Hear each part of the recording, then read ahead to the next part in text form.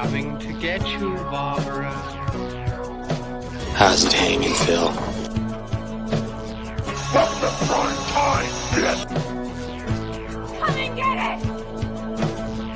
So either put the gun down now, or kiss your ass goodbye. Let's get this party started. I agree, Dana. Let's get this party started. So, welcome back to Sledgehammer Horror, guys. I am Ken Sledge. And I'm Ashley Sledge. And let's talk horror. So, before we talk horror, we do want to introduce some people to you guys that are here on the panel tonight. So, first, we're going to start off with a returning member. We have the amazing Strange Monkey Entertainment, Strange Monkey Reviews. Chris, how you doing, man? I'm doing good. How are you guys doing? We're doing good. And you're looking better than ever, man. Yeah. Your eye is Thanks so tantalizing tonight. Thank you. Thanks for having me on.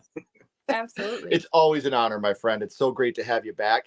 And we got a first timer here tonight, guys. You always remember your first. And tonight we have Steve, one of the co-hosts from Voices of from the Mausoleum. Steve, how you doing tonight? I'm doing great. Thanks again for having me. It's awesome. Absolutely. No, it's such an honor to have you.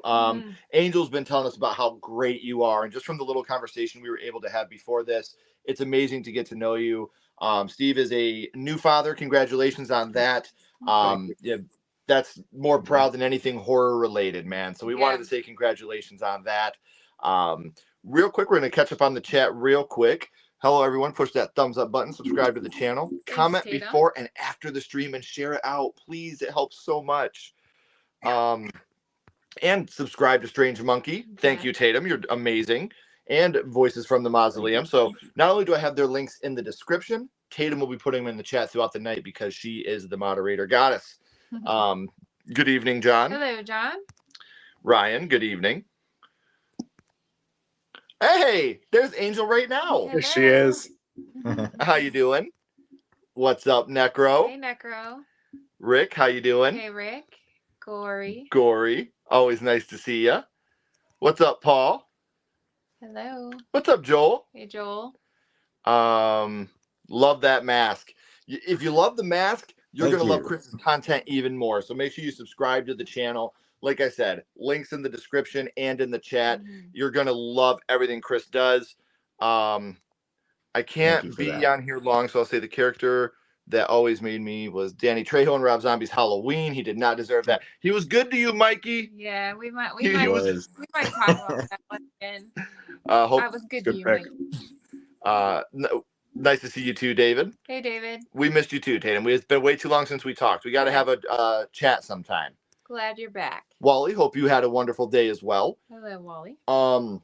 So before we actually get started, the last thing I wanted to talk about. Ashley and I usually don't put our personal lives out there very often unless we're proud of our kids or doing something for our kids.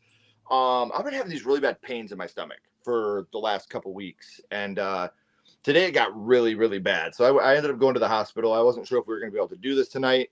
Okay. We found out that I do have a hernia that's probably going to require surgery. So get your little pains checked out before it gets too bad. Stop working out if you have them. So what this means is, should I require surgery and I'm not able to do the things I normally do, either by just pure duress or a gun to the head or peer pressure, for the first time ever, and I've been pushing for it for a while, but for the first time in over 500 episodes, you may finally see some Ashley-led My First Horror Movies. So that way I'm not canceling out on people. That's not our integrity. So by hook or crook, you may finally see Ashley do some My First Horror Movies with some guests. And what I want to say about that is, this is not, has never been, and will ever be Ken's Sledgehammer Horror. This is Sledgehammer Horror. And she is just as much a part of this, if not more behind the scenes, than what I am. She does so much work when it comes to promotional stuff, to writing, to ideas, to just being there when I'm having bad days to try to pick me up and let me know that I'm amazing. She's the perfect partner. She's the perfect host for my first horror movie. So you may be, if this does require the surgery that they're talking about and I'm out for a couple weeks, we may finally see what I've been pulling for a couple of months. So You'll be good. I hope so, but in a way, I hope not, because I want to see you do those because you're the best. Hey, hopefully what's up, everything works Ash? out. And our homie Cecily's here. Sickness has been going through her family as well. Glad to see you guys are out riding the bikes today. Made us very happy that you guys are doing that. Thanks, love. I agree. Hey, what's up, Jordy? Hey, Jordy. All right, so we will start with our honorable mentions. So my honorable mentions tonight. My first one is Mike from The Strangers. You know, he called him like, bro. She said, no, you need to come pick me up. And he's like, fine, I'll go pick him up. Just to get shot in the fucking face. Like he shot him in the face. So that one is one that really made me like, God, the guy didn't deserve that. He literally just wanted to go and, pick up his friend. That's all he wanted to do was pick his friend up that he asked him, and he couldn't do it. So my first honorable mention is Mike. My second one, Alex. Final Destination / Final Destination 2. You killed the guy with a fallen brick? That's what you did to the guy? He's things. Your main protagonist in the first film, and you kill him with an off-screen brick drop? Nah, man, my dude Alex deserved better than that. So my honorable mentions are Mike from The Strangers and Alex from Final Destination. Okay, I have a few honorable mentions as well. Okay. My first one is Carrie White. This poor girl just wanted That's nice night. She gets bullied at school. She gets bullied at home. She wanted one nice night, and she couldn't even have that. Could she? No, she had to get bullied. And okay, did she go over the top? Maybe some of those kids in that room did not deserve their fate. They were nice to you, Carrie. Yeah. They were good to you. Well, not most of them. But she didn't have to kill the teacher, though. No, not that the teacher was good to her, but she didn't deserve to die either. She was a girl with rage that was picked on. Mm-hmm. So, and then I have Dick Halloran from The Shining. Dick was super good to Danny. Like, he went back up there to. Is that just the quote of this episode? Like, he Blank was good to you, he Blank. Was good. He was good to him. That's fine. He went up there. He knew something was going on with Danny, and then he gets killed. Like, it was because his dad was jealous of the attention that they, like the bond that they had. Sure. I don't know, but he was killed, and he did not deserve that. And because The Shining is such a staple now, I think people forget how shocking that death was. Yeah. You get Dick Halloran showing up, and then all of a sudden, just out of nowhere with that axe. Like back then, people were like, "What? Mm-hmm. Are you fucking kidding me?" Nobody expected that. Shocking. Yeah. So he did not deserve his fate. No, Dick was great. Yeah. Dick was fantastic. He was. And I love the little cameo they had of Dick Halloran in Dr. Sleep. Oh yeah, that was fantastic as well. Oh, their version of Dick and Wendy, those actors were great. Oh, yeah. That was fantastic. So good. I will also go out on a limb and say, and I don't think anybody's gonna be surprised by this, I've talked about it often, Dr. Sleep is my favorite horror sequel of all time. Mm-hmm. So I can talk about that movie all day, but that's not what we're here to talk about. We're here right now to hear about Steve's honorable mentions. Did you have any honorable mentions, Steve? So not like an undeserved death per se, but just a death that always makes me sad. And I have to shout out to my Poltergeist love, Angel. That's her favorite movie too. Poor Tangina in Poltergeist 3. Did she really have to sacrifice herself at the end? No, I did not. I don't think so. What? And essentially for nothing. Yeah, because in the end, you still get that laugh, and it's like, did she literally sacrifice herself for no reason? Ugh. Yeah, he's coming back. That is true. She's the lightning, and then which is funny because I've gone on record saying Poltergeist 3 is my favorite in that franchise. I know I get a lot of shit for that. The only thing I don't like is literally that ending part. I understand their hands were tied. They had to finish the movie with the passing of Heather O'Rourke, which is terrible and tragic. Right. And the studio was like, we don't care. Put an ending on the movie. But if you did not have to do the lightning and the laugh. But if you know the original ending, Heather's gone and you're not going to continue it, why even hint that he's coming back? You don't need that thing. Yeah. What were you going to say, Chris? I was going to say the original ending was much more suitable, in my opinion, because you saw more of Heather in the film, because they covered her face in the theatrical version. And I was like, well, this should have been the way to go, but I don't know. I don't think the film deserves the hate that it gets. No. That's how I personally would have ended it, because obviously they had a body double for Heather anyway when they were holding her. How I would have ended it was you had a car pull up outside the next day, and you see a young body double of Heather running towards the car. So all you see is the back of the head. This is my yeah. And you see and you see the mom and dad from part 1 and 2 get out, and they put her in the car, and they go up and give the aunt and uncle hugs and kisses, like Heather's made it, she's fine. They just wave like, yeah, or they they wave back to them, and they drive off with Both of Heather those. to go be I back would have with the loved family. that. That would have ending. worked. Yeah. Yeah, She wrote that. And that's I perfect. Yeah. Let's time travel back then and just tell them, like, yo, do this. Or time travel back then and tell her doctor, don't fuck this up. Yeah. Well, It's an that, abscess. that Fix her. too. Yeah. She These didn't are the deserve worst. her fate in Yeah, real she life. didn't deserve a fate in real life. That's Yeah. a terrible, terrible thing. Medical misdiagnosis, absolutely god awful. So For a young girl. Right. Didn't True. deserve to lose her life. So she didn't even have a life yet. She was like 11, 12. Yeah. Like, Yeah. you haven't done anything yet. Like, but she made her mark. Yeah. And we're not going to go too off topic here. I don't know if you know about this, Chris and Steve, but when they did the Poltergeist remake, we were watching the special features on it. And one of the very first things they said was, this will not be Carol Ann. This will be a different, we're going to change the name. We're going to change the look. She's going to have dark hair, dark eyes. Heather was Carol Ann, and that's it. She can't be replaced. I didn't realize that. Yep. Her name's Maddie in the remake, not Carol Ann. Yeah. I mean, I know that they, there were just a few changes, but I often wondered why they didn't just say Carol Ann, but that makes a lot of sense, because they just didn't want to mess with any of that. Yeah, it's like a respect thing. I get it. Yeah. They said, she was 12 years old. This is her legacy. We're not going to touch it. That's her legacy. That's her. We will never do that again. Kind of like with the new Chucky movie, it was like, this is Chucky. This is not Charles Lee Ray. That legacy is already here. We're going to take it our own route. And that's what they did with Maddie and Carol Ann. And that earned infinite respect from Ashley and I. Absolutely. Yeah. So what about you? We got all off topic, but what about you, Chris? Do you have any honorable mentions? I've been here trying to look at my list, but I'm gonna go with Larry from Hellraiser. Okay. This guy had no clue what was happening in that house. He just wanted to repair his marriage. He wanted everybody to be happy. Meanwhile, oil's breaking loose, and he has no idea what was going on, what his wife was doing, what his daughter is dealing with these damn Cenobites. And his brother kills him and takes his skin, and he did not deserve that. He was just like a regular family man, and he gets killed. I'm like, that's just some BS right there. That's my choice. And then he goes from that to trying to cut off dolls' hairs at a military academy. Presto. It made him weird. Yep. All right, guys, we'll catch up on the chat. Ashley is also great to just chat with. Love her thoughts on horror. Thank you. I agree. Hey, what's up, Troy? Hey, Troy. Oh, Nicholas Harris. Thanks, Hello, buddy. Nicholas. You might have to come and do all the heavy lifting for me, sweetheart. Oh my gosh, I'm never gonna be able. What's to up, Brian? It's all right. It's like I said, it could be way worse, guys. I'm very blessed that it was just this. Hello, Dice. I thought it was something worse. Hopefully that situation gets sorted out, man. Number 1 is Freddy Krueger, and the undeserved fate is Freddy's dead. Touche, my friend. He got shot in the face by the guy who called him. Yeah, in The Strangers.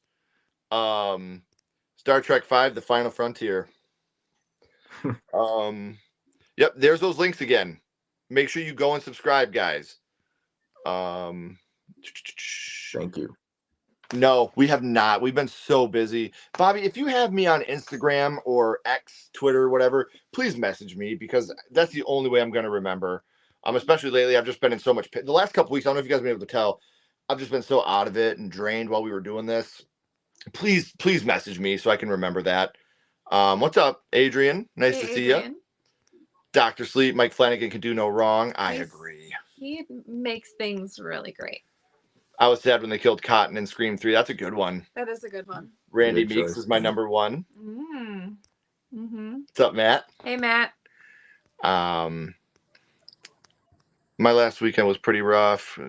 I'm so sorry. Yeah. I know Crohn's is not easy either, so make sure you take care of yourself and your family. Hey, welcome back, Tatum. Thank you. Appreciate you so much. Had to renew my membership. No, we appreciate you. Thank you. Here's those links again. Make sure there they are. Make sure you guys are doing that. Making sure you're subscribing. Carbonite's here. Hey, Carbonite. Nice to see you, buddy. Rachel and Halloween 5. Shoot me, Tina. I like Tina. A lot of people like Tina, Sean. I don't mind Tina. Cookie I Woman. actually do adore Tina. Yeah.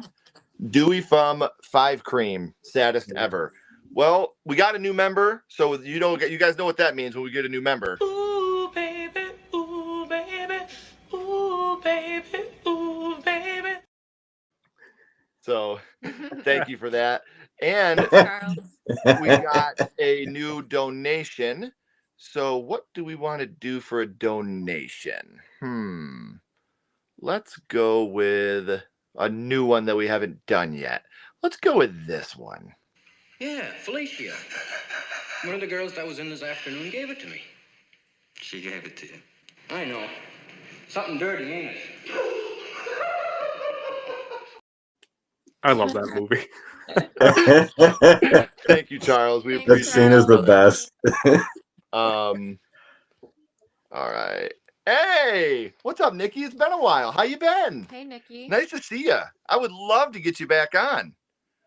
I'll show you some heavy lifting. Need to borrow my gurney and hearse for your ride home? I might have to. I'm a big baby. You know what, Bobby? I am. Bomb City. I'm going to write it down right now, and I'm going to put a star next to it. And I give you my word. My word. We will watch that before our next live. Liev Schreiber asked to be killed off in Scream. Yeah, I think I knew that. I had heard that. And yeah, I think that he definitely was bummed out. Nikki, please hit me up tonight so we can figure out how we're going to get you back on, because I want Ashley to be able to work with you too.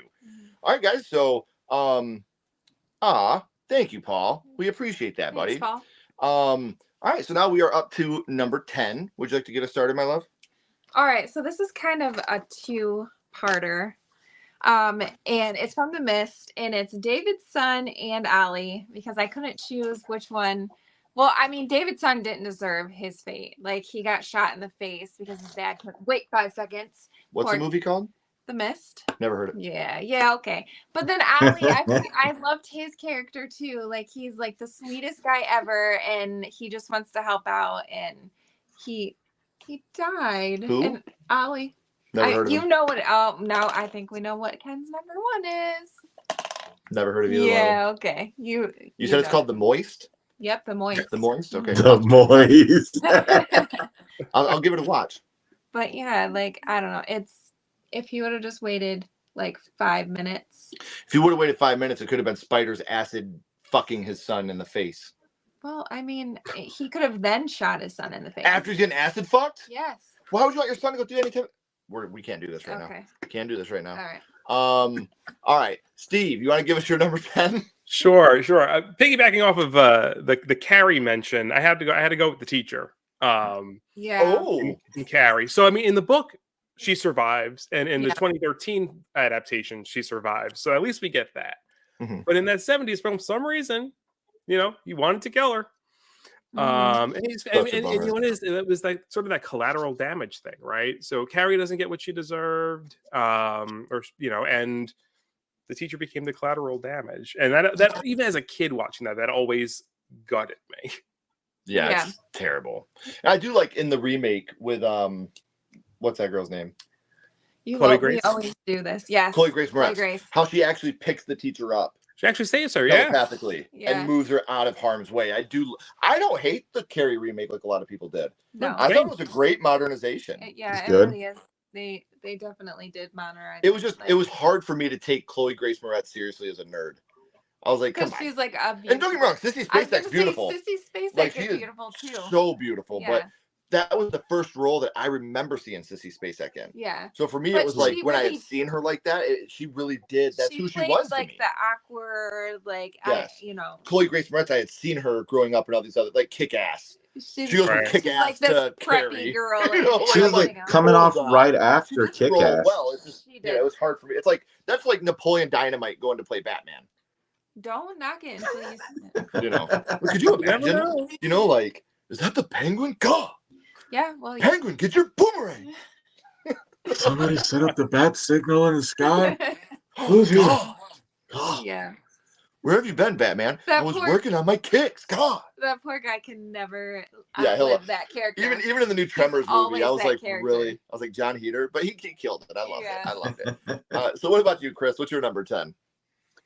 I'm gonna go with Paxton from Hostel.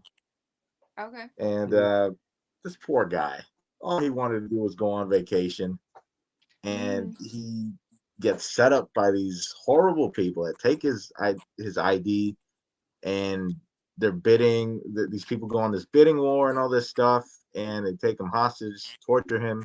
He goes through hell and back, only to be killed off in the second one, like right in the beginning. Like, are you kidding me with that? I hate it when that happens.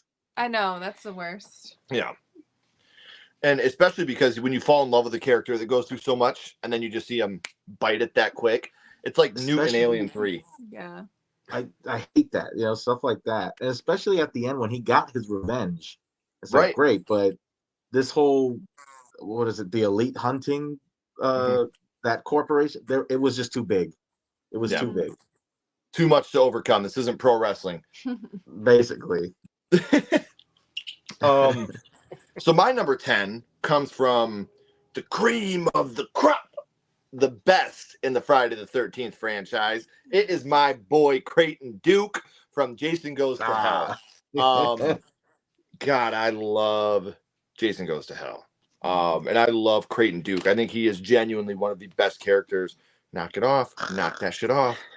I think he's genuinely one of the best characters in the whole Friday the 13th mythos. And I really wanted him to survive this movie. I really had high hopes that we could have him survive this movie. We could get could you imagine like a Creighton Duke villain bounty hunter, like a horror bounty hunter, like this, just like an adaptation of Creighton Duke going after like all these different horror villains. The Michael Myers one would be like 8 minutes because Creighton Duke could fuck him up too quick. But I mean, like you can have good battles like him versus Jason, him versus Freddy. Leprechaun might put up a good fight compared to Michael Myers. But really, do you really have to keep talking about Michael right now? Look, you just fell asleep during Jason Goes to Hell. All right, the war's on. But and I'll do it again. Should have had. For me personally, I love Jason Goes to Hell. I love Creighton Duke's character, and I remember being a kid just being like, "No, why?" So I got to go with my dude Creighton Duke. So before we get to number 9, we'll catch up on the chat. It's okay to none of them deserved it. Stop it. The Moist. You sure this is a horror movie? The Mist is in my top 40 favorite movies. The ending, I like it. It's brutal, ballsy.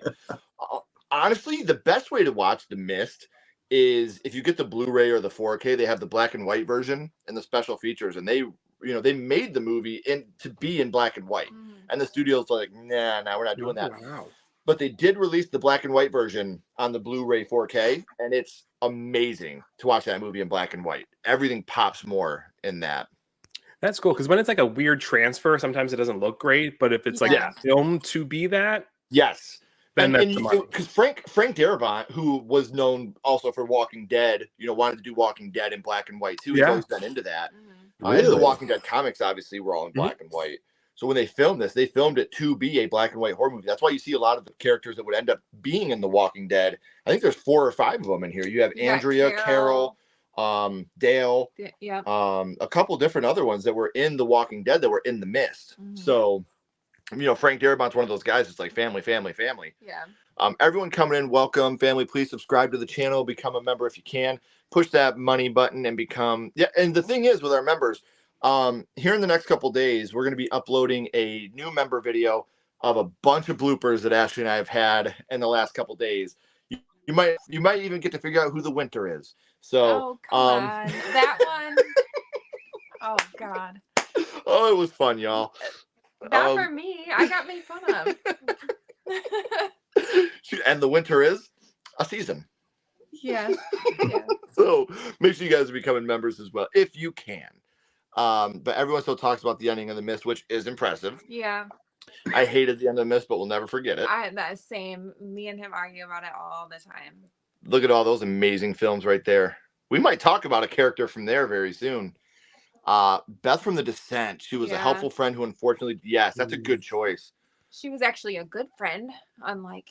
You guys should do movie reactions on your channel. We could look into that. Yeah. I wouldn't mind doing trailer reactions and stuff like that. I wouldn't mind that at all. Hey, that horror couple. Hey guys. You can see me rocking some of their merch right now. Hey. Welcome, that horror couple. Nice to see you guys. I have a characters from recent horror films. Saw X, Barbarian, and Smile. Don't want to spoil for those who haven't seen them yet. spoil. We already said off the top, this is characters who didn't deserve their fate. So, yeah, spoilers. Obviously, we're going to be talking about those. John Strode in The Curse of Michael Myers. There it is. He was good to you, Mikey. He was good to him. Awesome hat, Ken. Drum roll. The snores for Jason Goes to Hell are justified. Thank you very much. Couldn't help but notice that you're grounded. Why does it always do that? It always goes to the bottom when I do that. Jason Goes to Hell is a fun movie. 3 stars, not 5 stars. No, I don't think it's perfect. It's just for me. Though I did have a special brownie. Like a 0.5. Yeah. Ashley gives it less than that. I'm working at it. Yes, I can't wait. Dude, please let us know where you're going to be at on Sunday. Oh, that's awesome.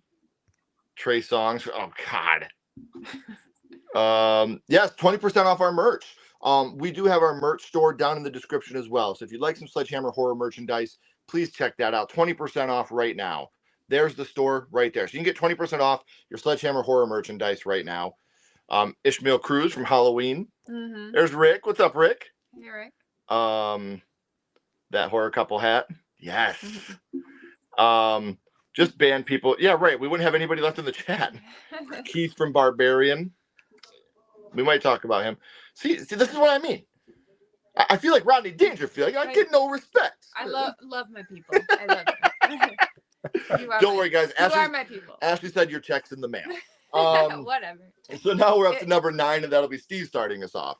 So, well, not necessarily a horror movie. This one got memed pretty hard for a while, and that's Zara, the assistant from Jurassic World.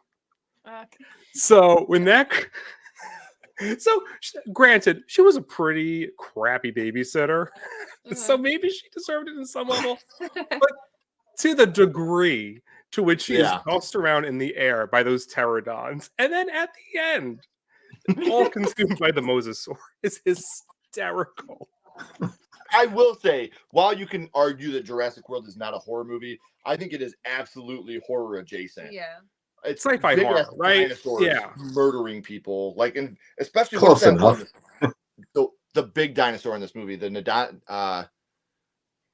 what's the name of it? Oh gosh, I don't know. I literally was just watching the animated version too. The I don't remember the name. Calling My Son. Indominus Rex.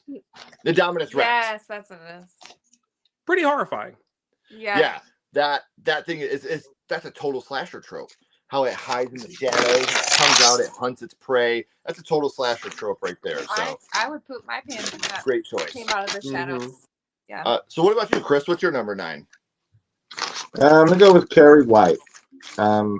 Basically, it's more or less what Ashley said about how she's seen as this creepy person, and then she has this chance to be seen as a normal individual. There's nothing wrong with her. And then everything goes horribly wrong, and she just snaps. And it doesn't matter if you did something to her or not. Everybody had to pay. It was too much. And then with her mom doing what she did in the end, it was absolutely horrible. And Carrie just did not deserve any of it at all. No, I agree. It's horrible. Her mom in the first one is bad, but I actually think her mom in the remake is worse. Oh, Julianne Moore's performance is my god! When she's cutting herself on the leg when she's at oh my gosh, her performance in that movie is so fantastic. Good choice. Mm-hmm. I don't have Carrie on my list, and I wish I would have now because that's actually a really good choice, guys. I don't know, her fate sucked. Yeah. Like she couldn't get away from it at school. She couldn't get away from it at home. Like that sucks. And that's what that's why we think bullying is such a big deal today. You can't escape it. Yeah. When we were young, with social media and stuff nowadays, but you can't get away. Even when your parents, it's hard to get away from. See you like that's horrible. I mean, the story I've been doing a lot of its time. Yeah. Right. See, I've been doing a lot of work with men's mental health lately. If you've been following my Instagram, you've been seeing I'm putting a lot of posts about men's mental health and the ability how you should be going to talk to people. In our community, we just lost a young man who unlived himself, and he had kids. Had a wife. I'm not going to pretend I was close with this guy. I'm not telling you guys this to get sympathy. He's a good friend of mine's nephew. I had never met the kid. I didn't know him. but it's I still went to high school with him, but I haven't seen him since high school. He's still a young man that took his life. It's tragic when you think that's the only way out. Right. So I've been trying to do a lot more promotion about men's mental health and normalizing asking for help and just saying, hey, can you talk to me for a minute? Yeah. And if you know someone that needs to talk, don't talk back. Just tell them, let me sit here and listen. Tell me what you got to tell me, and I'll just sit here and listen. So I just wanted to get that out there too, because the importance of men's mental health is something I've been wanting to talk about for a long time. But now I want to talk about what ruins my mental health, and that's my number 9, because this is not only one of my favorite characters in this franchise. This is somebody that's become a friend to me in real life, and that is my buddy Mark Holton. You may know him as Francis from Pee-wee's Big Adventure, or Ozzy from the Leprechaun franchise, and his death in Leprechaun Returns is such a bummer. Yeah, he's like one of the positives of that movie for sure. That movie is honestly my favorite in the Leprechaun franchise. Yeah. And I was so bummed when I saw, when we found out that Mark was coming back, I was like, no way, this is sick. And then for him to go out the way he went out in that movie, I was just like, no, not Ozzy. I love Ghost Ozzy though. Where all like his intestines are like hanging out of the outside of his body. She's like, are you a zombie? He's like, I don't know. I don't know what I am. Oh, which by the way, our review on Leprechaun Returns will be out on St. Patrick's Day, so we hope you guys check that out. Nice. But until then, why don't we talk about Ashley's number 9? My number 9, you already talked about, but it's Alex from Final Destination. Again, they did him dirty. They killed, like, he survived all of this like crazy stuff, and then you're telling me a brick took this guy out? Like, like you couldn't have at least come up with a better story than a brick fell on his head and killed him? Like, at least, I don't know, let him go out with a bang. They totally did him dirty. I mean, it might have been a quiet bang, but yeah, I'm sure it made some type of noise. Possibly. More like a yeah.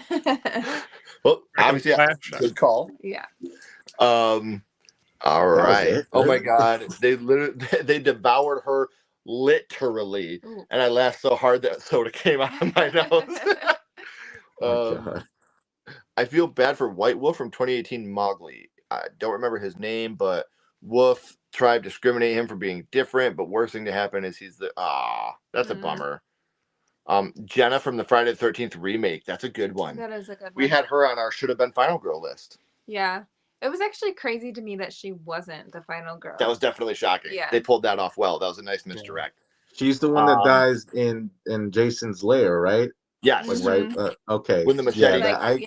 Yeah, I agree. She should have been the final girl. Yeah. I mean, she made it that far. So far. Yeah. Wow, your mask is amazing, Strange Monkey. It is. Thank you. T. Parker says Christian from Midsommar. He sucks as a boyfriend, but what he went through was messed up. Sexual assault is sexual assault. Yeah. People were laughing at that scene, and I was like, would you be laughing if the roles were reversed and the woman was drugged? You know, like no, I can't say the word because I don't want to get demonetized, but RAPE is RAPE, and it's disgusting no matter who it's happening to. I agree with you. No one deserves that. Ishmael, love him so much. He didn't deserve what Michael did to him. He was good to Mikey. He was good to Mikey. Judd Crandall, that's a really good one. He definitely didn't deserve that. All he wanted was to make sure people didn't go down that road. Don't go down that road. That's all he wanted. We may talk about that in somebody else's fate. Thank you for that. It's important. Yeah, absolutely. Men's health. Oh, yeah. Thank you. The daughter that eats the pie and thinner. Yes, Rick. That is a great one. Man. Oh, wow. Like, I got goosebumps right now. Like, look at that. That's a great one. Like, I forgot all about that movie, and that's such a heartbreaking moment. Well, you know you can always reach out to us, Tatum. Yeah. I hope not. I really, really hope not. And anybody that's involved with SAG is fighting very hard to make sure that doesn't happen. Yeah, no. That'd be horrible. Yeah. There's just I don't want to go off on a rant. But humans no, I won't. Humans have emotion, and that's what brings us to the movies. You can't replace that with AI. That's all I'm gonna say. seriously, and I mean this. Ashley's DMs, my DMs are always open. Mm-hmm. And even if we don't talk, we'll listen and we'll let you know we're listening. You know, if you want advice, we'll give it to you. If you want, dude, shut the fuck up and just listen to what I have to say. Let me vent. We're there for that too. You're never, ever, ever alone. Agree the brick was dirty. How do you know we didn't see it? I'm kidding. Bad joke. What's up, Cal? It probably was dirty though. That brick. It probably was. Did him dirty. It was dirty. That was when he tried to box Jason. Oh my gosh. Good luck with that one. Yeah, just like I said, always hit us up. All right, cool. I'll check that when we're done. Watch your Leprechaun ranking. I laughed so bad when you ran about Leprechaun 4 from one. Oh yeah, my bad. I do get pissed off about that. I'm serious, brother, for real. I think we all do. Yeah. So now we're up to number 8, and that'll be Chris starting us out. I've got Victoria from Terrifier. Again, another character that had no idea what was going on. She's just trying to help out her sister. She's got to study for a test tomorrow. She's like, let me get this over. And she goes through a very shitty night. And now you see, after watching the second one, what her life has become. It's just awful. Just awful. And I honestly hope that she gets some sort of redemption in the third film, or revenge or something. It's like, you can't just leave her like that. It's awful. No. Especially with the way that movie ended. You're like, what the hell are we doing here? Yeah. I don't even know what was going on there. I know. I was like, wait, what? What just happened? Wait, she what? gave birth to a head? I'm like, what the fuck is this? And to add into my confusion, is that fucking Chris Jericho? Yes, it is Chris Jericho. It was. Good choice. Yeah, great that is a choice. good one. Very solid. Thank you. So my number 8 was talked about in the chat, and that is my boy Keith from Barbarian. Love the setup. Love how, you don't know, is this a good dude? Is this not a good dude? What's his intentions? He's a sweet talker. He's a good talker. Mm-hmm. What's he trying to do here? That was the horror movie. Like how good he was. Like him. Like there's something wrong with this guy. Like he's a mass murderer. He has to be. And then it flips the script. It totally flips, and I'm like, what? Yeah. But it was awesome. And how Georgina Hall did everything you're not supposed to do. Yeah. Like. Yeah. No, I'm not about to stay with some stranger. There's no way. I've seen too many horror movies. No, bye. I'll go sleep in my car. Yep. So, but again, a movie that was very well done. And the way that the whole that was my favorite movie of the year that year. Barbarian. It's still a movie that's very special to Ash and I. We love that movie very much. Mm-hmm. And it was very unfortunate what happened to Keith. You could even make the argument for Georgina. What ends up happening to her, to Tess. Yeah, she survives, but what she went through, especially with that bastard Justin Long, what he put her through. Right. What a scumbag. He was. That performance though, like, he's so good. like you're like, I fucking love this guy. Then you're like, I fucking hate this guy. Yeah. Like, you know what? Maybe he can kind of redeem himself. Yeah. And then you're like, no, he's still a piece of shit. Way. He's a selfish man. When you see that flashback. Oh, I'm sorry.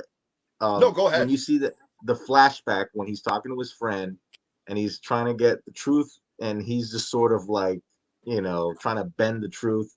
He's like, well, she kind of did. I'm like, stop bullshitting. You know what you did. Right. So, and the way he's like, yeah, I fucked her. Like you're like, right when he says that, you're like, no, I trusted you. But I will say one of the most underrated performances ever is his performance in that movie when he's sitting there after he shoots Georgina. And he's like, I got to get her help. And the guy's like, you can't do anything until the morning. And he's like, it doesn't matter. I did something wrong. I hurt somebody. Maybe I'm a bad person. Like, he's not, he's not even talking about Tess anymore. He's talking about the sexual assault situation. And he's like, maybe I'm a bad person, or I'm a good person that did a bad thing, but I got to fix it. Yeah. And that, to me, like, you really feel like he's turning the corner and realizing he's a bad guy. Yeah. But then he just goes right back to being a bastard again. I just say I'm a bad guy. Like, I can't change my ways. Right. Yeah. Well, looks like I'm a bad guy. I got to get away. It's You know. me first. Horrible. And then he gaslights her. He's like, you slipped. I tried to catch you, and I couldn't. Like, I'm like, you and he's got literally so much just like charisma that you can't jumped hate her it. off the ledge. Like, what do you mean you slipped? Like, what the hell are you talking about? He deserved that at the end. Oh, if we could do characters that deserved their fate, because he would be towards the top of the list. For real. So what's your number 8, babe? My number 8 is Rachel from Halloween 5. I loved Rachel and Jamie's relationship, and she was a final girl, and she did everything smart, and then she just gets killed off like so early in the movie, and I hated that. Like that's the only person that Jamie really had left, and I hated that they killed her off the way they did. Yeah. She didn't deserve it. I agree. They did her so dirty. They did do her dirty. One of the best final girls in that whole franchise. Yeah, I loved her, and I can't believe that they did that. And I think it was more for like a shock value, but that was stupid. Yeah, it still wasn't worth it. Yeah. So what about you, Steve? What's your number 8?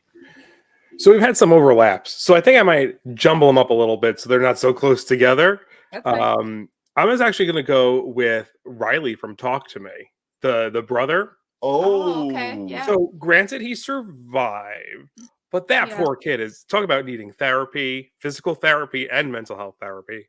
Why this poor kid just wanted to sing Sia in the car with his sister's best friend. I mean, of all the people to just sort of get the worst end of it, this kid's getting thrown around.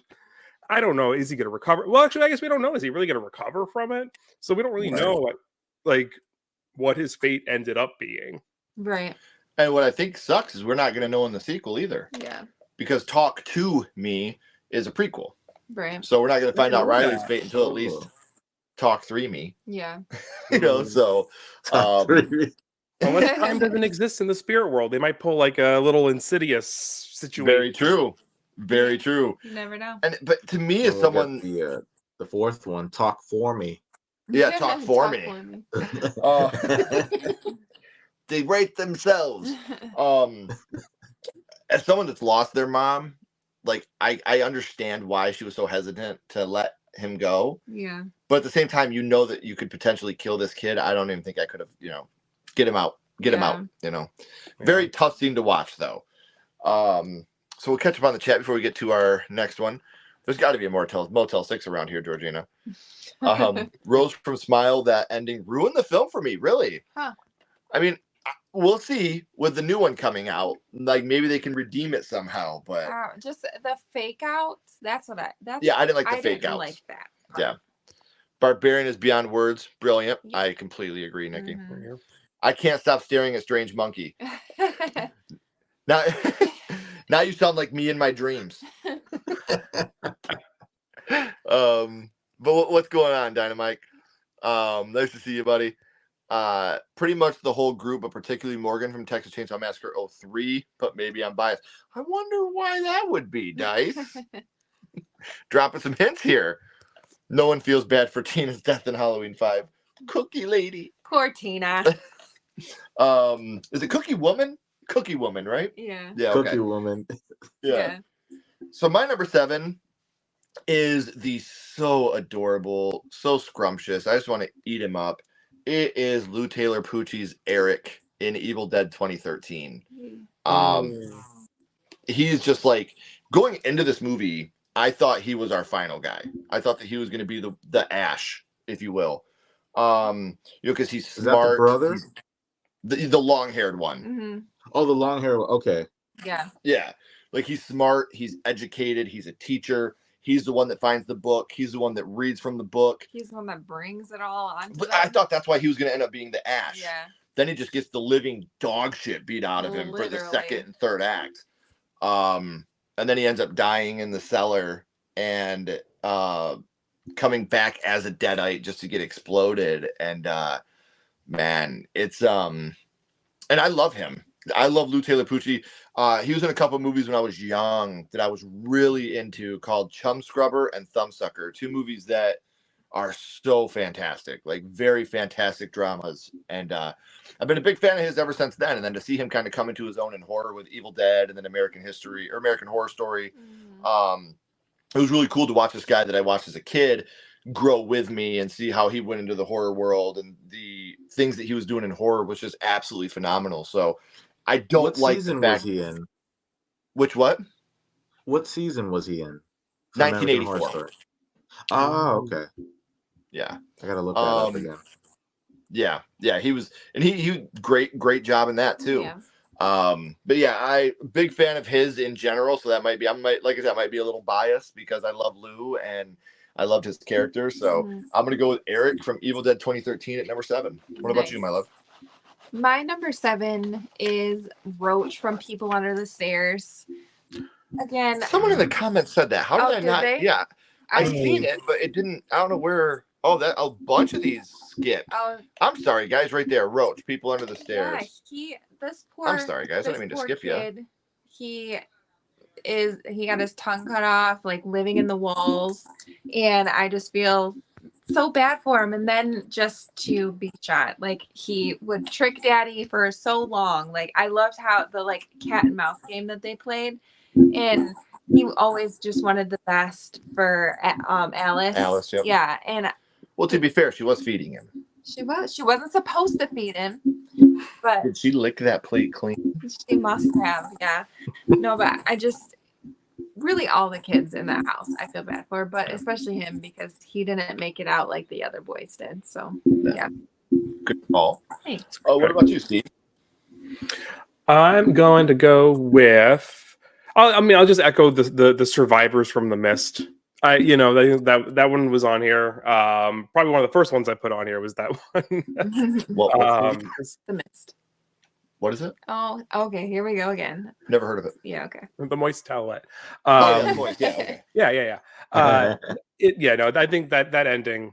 I think it's I used to just hate sad endings, like bummer endings, but now I like grow to appreciate them for what they are. And actually, I've never read the novella, so I don't know if it ends in a similar fashion. It does not. I own it. They hunker down at what's it called? A Howard Johnson's.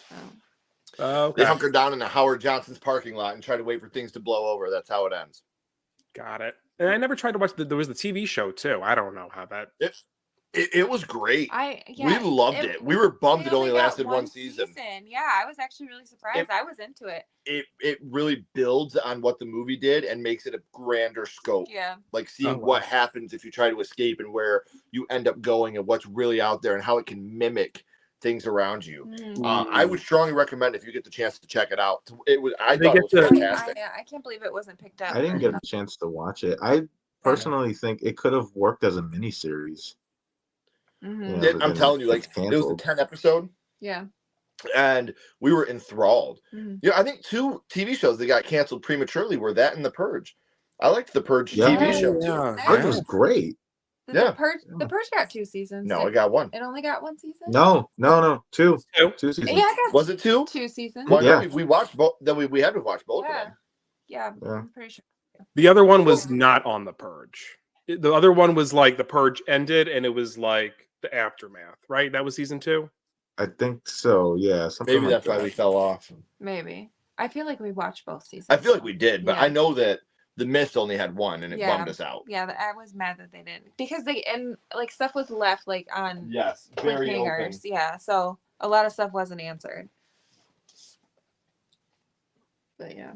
They need to have that in TV show contracts. If you get canceled, you have to have like a finale clause. Yeah, you have to give us closure at least. Wrap it up.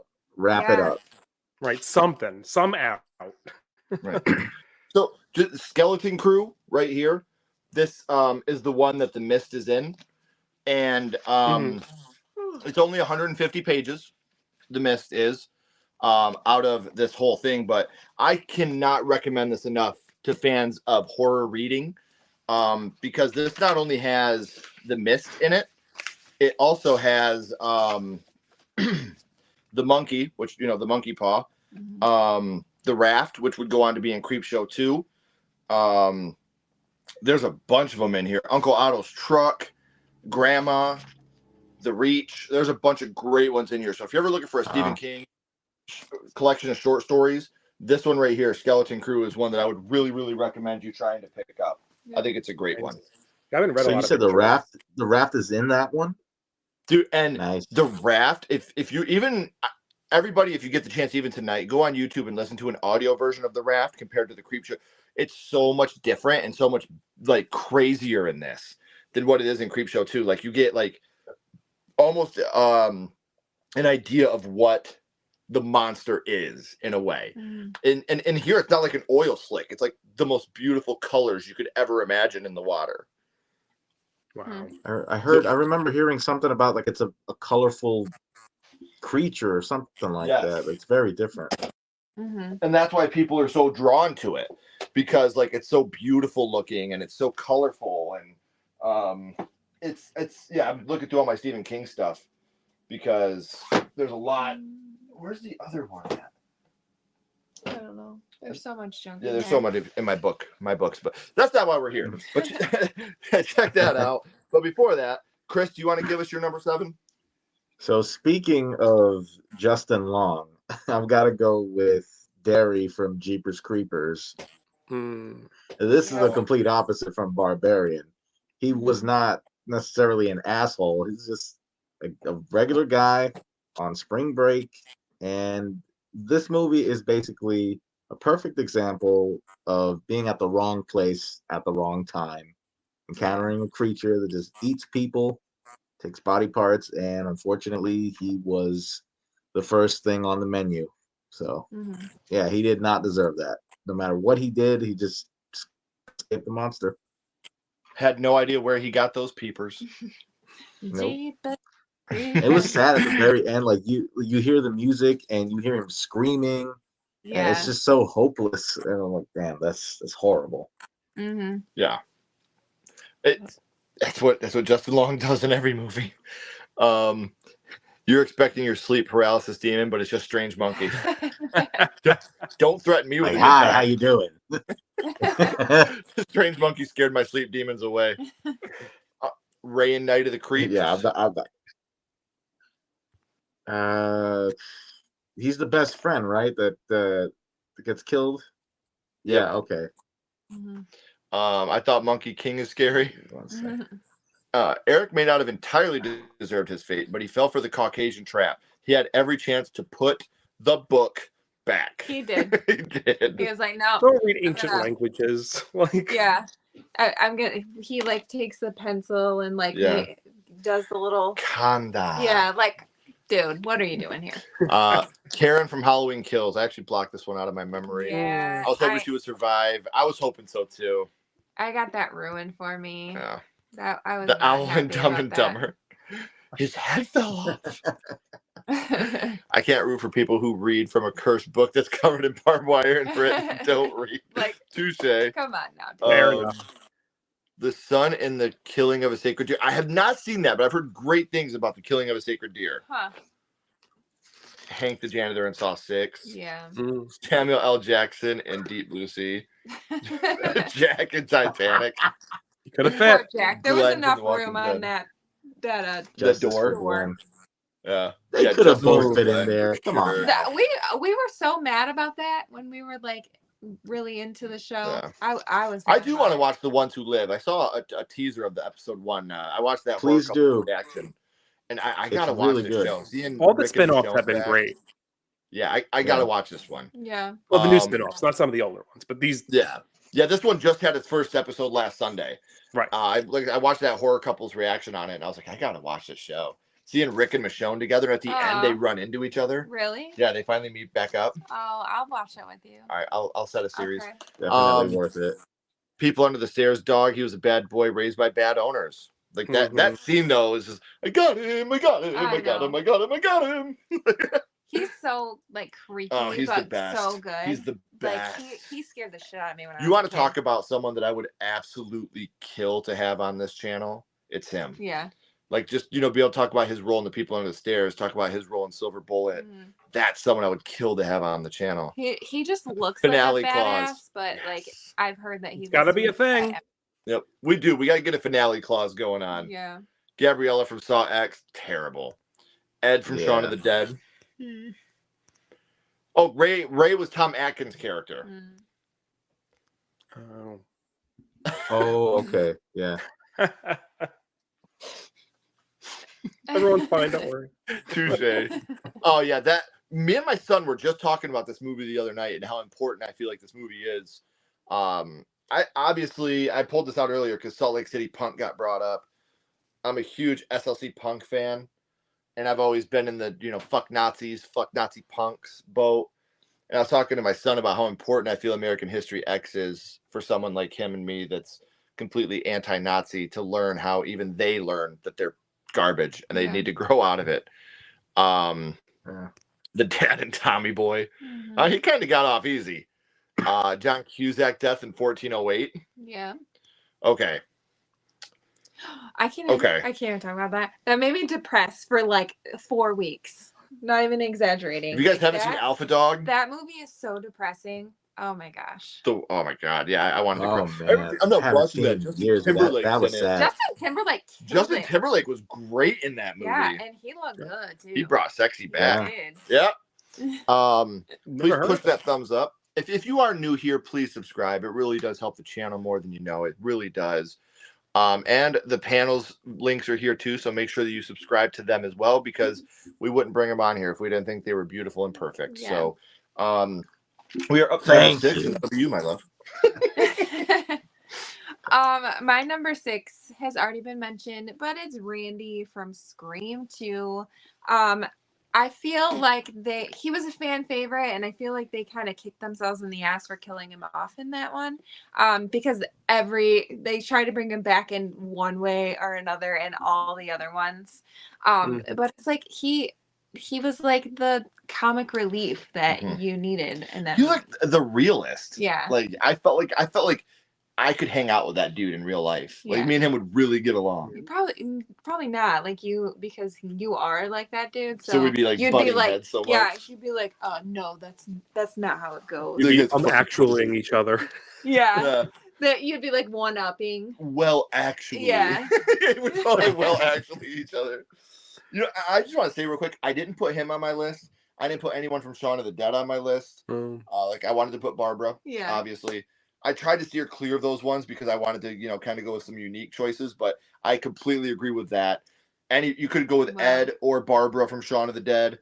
I like my list. No, I'm not saying anything wrong with it. I feel like my list is unique in its own way. That's fine. I'm not slamming your list. Okay. That's what I say. You're like, well, I didn't put it there. Well, actually. I have these unique ones. That's not what I was saying. Okay. Stop. I'm just kidding. But that is what I was saying. What about you, Steve? So I also have like Dick Halloran on my list. Incredible character, just a heartwarming individual, cares for Danny. I was talking about this about The Shining with my friend Squall, and he pointed out something interesting in the film that I didn't even kind of put the pieces together. That when Jack kills him, that's sort of when the hotel kind of goes off the rails, and like when Wendy starts to see everything. And I didn't even realize that. It took me this many years to be like, oh wait, because Dick was so powerful with the shine, right? Like it just was what the hotel needed to just kind of blow up. That's fucking brilliant. I never noticed that either. I never noticed it either. Yeah. I'm pretty sure it's like right after he dies is like, you're right. He's starting to see 100% accurate. Like that makes sense. Yeah. That's the coin on the train tracks that makes the train go crazy. Yeah. Like the hotel brought him back for that. Yeah. It took his power. Great call on that. Yeah, that is right. Genius. Well, I have to shout out Squall Charleston. He's we actually had him on our channel. He writes these really cool like YA horror books. So, but he's awesome. Check him out. But he's really good to talk horror with. If you ever watch the Squall, I love you. That's fucking brilliant. I love you. He's like, I don't even know you. So, what about you, Chris? What's your number 6? We're going into Rob Zombie territory. I'm going with Laurie Strode in Halloween. If anything, we can put the entire Strode family on this because they did not deserve any of this. All they were trying to do was just give Laurie a happy life. And as soon as Michael Myers came into the picture, something from her past that she had she didn't even know about, her whole life was destroyed completely. And then you see that in number 2 with all the visions and just the downward spiral that she goes through. And then, you know, she ends up in an institution in the end, and it's like it's just really sad. Mm-hmm. Yeah. They were not good to Mikey, however. No. Well, Mikey No. wasn't really good to them. Right. My number 6 is another one of my should have been final girls, and it is my girl Helen from I Know What You Did Last Summer. I really like her character in that movie. I think, hot take, she's the best acted character in that movie. Mm-hmm. While all those people have gone on to have amazing careers, and I'm so happy they have, the acting is very spotty throughout I Know What You Did Last Summer. They're very young in their careers. I know. You can tell. Now, don't get me wrong. The acting is still good. There's nothing like this. Oh, God! Oh, God! Why are you the way you are? Okay. There's nothing like that.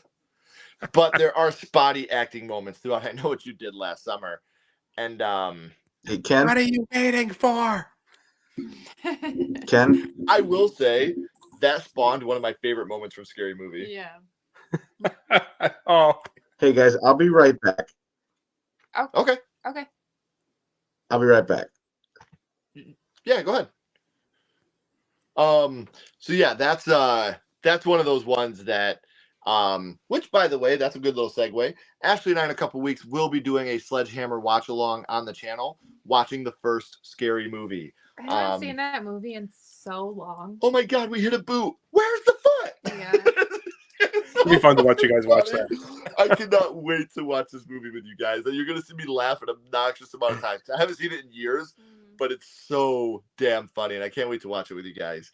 So yeah, that rounds off our number 6. So real quick, I'm going to catch up on the chat. The Lovely Bones girl. Yeah, that's horrible. Of Missionary. What? Inside joke. Frankenstein's monster from the Monster Squad. Yeah. Yes. Hey, thank you, Dynamite. I have gotten semi-hate mail over killing as in my first feature. Like 16 very upset people, that is. But what I mean, exactly. Like, but the thing is, like, it's a movie and you're trying to get people to feel things, and you did that. Like, that's what you did. So don't beat yourself up over that. Laura from Saw 2, she literally did nothing but got framed by Eric Matthews. Every kid in Summer of '84.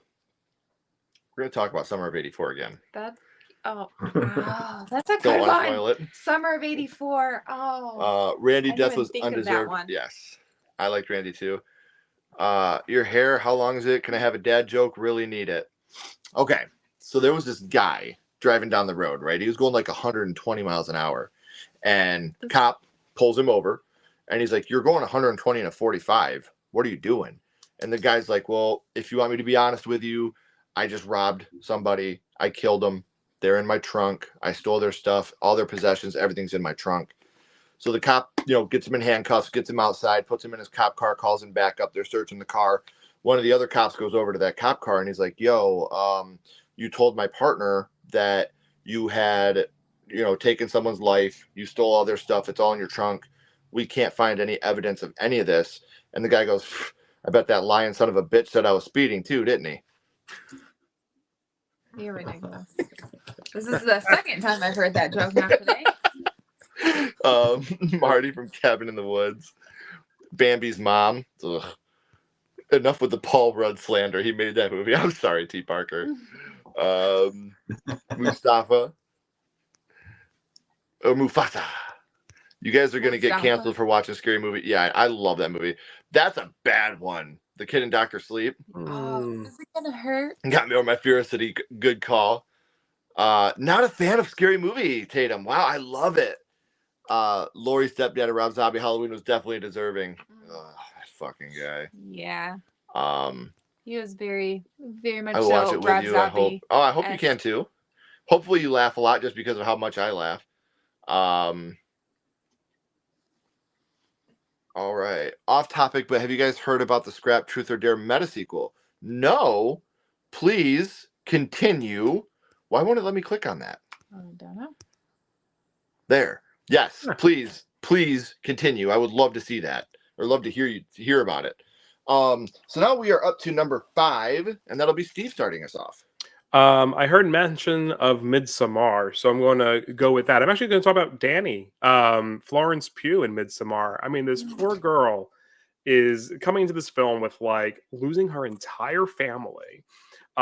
She's got a shitty boyfriend, friends who just people around who just don't give a crap. I mean, we're talking about a film about mental health, and this cult just sort of like she drinks the Kool-Aid, so to speak, and and there's like so many different ways I think that you could really interpret the end of this film, right? And some people are like, oh, well, you know what? She's able to feel what she feels. She's accepted all that she's letting go. I'm like, not really. She's in this cult now, and at some point she's going to be expected to jump off that cliff. So I don't know if she's in a great place. And I get like, because that's an ending I'm so torn on, because like, yeah, she's smiling, she's happy now, but at the same time, like it's more like the smile isn't like genuine.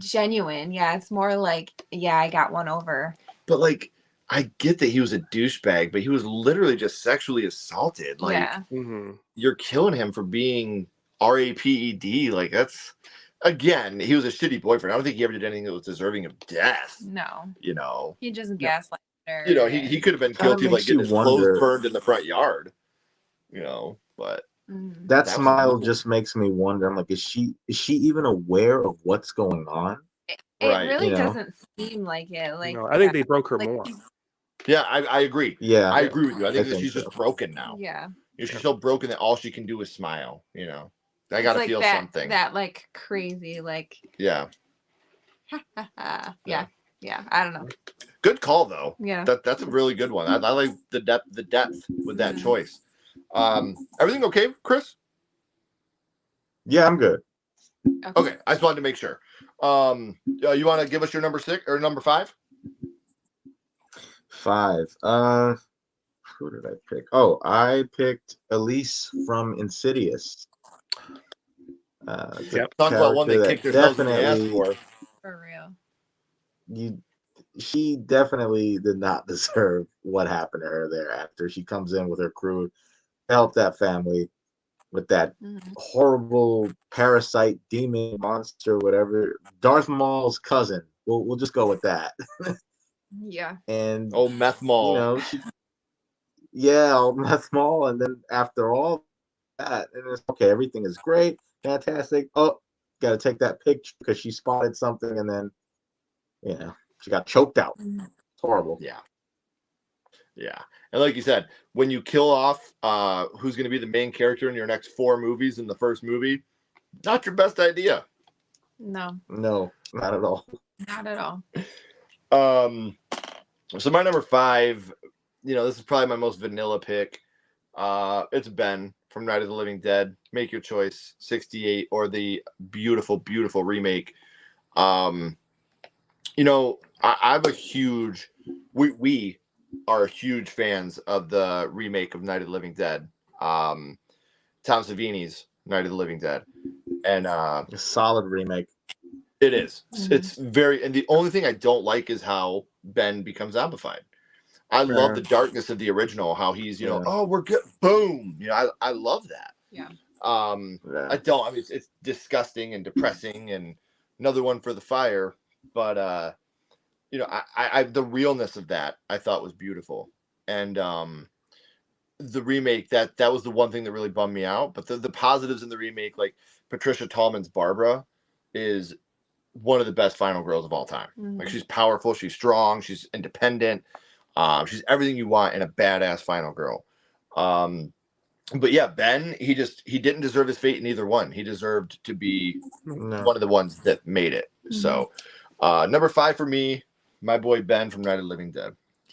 My number 5 is also Elise from Insidious. Ooh, great minds.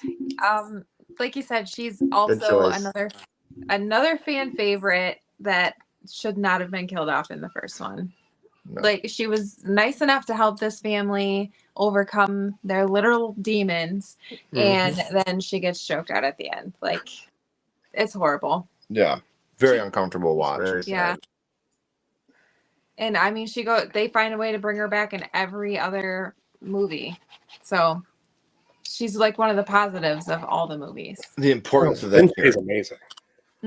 I love her. Especially She's awesome. because she knew what she was dealing with when the family Right. did not. Yeah. So she said, okay, I can help them. And then that's what happens to her. Yeah. Right.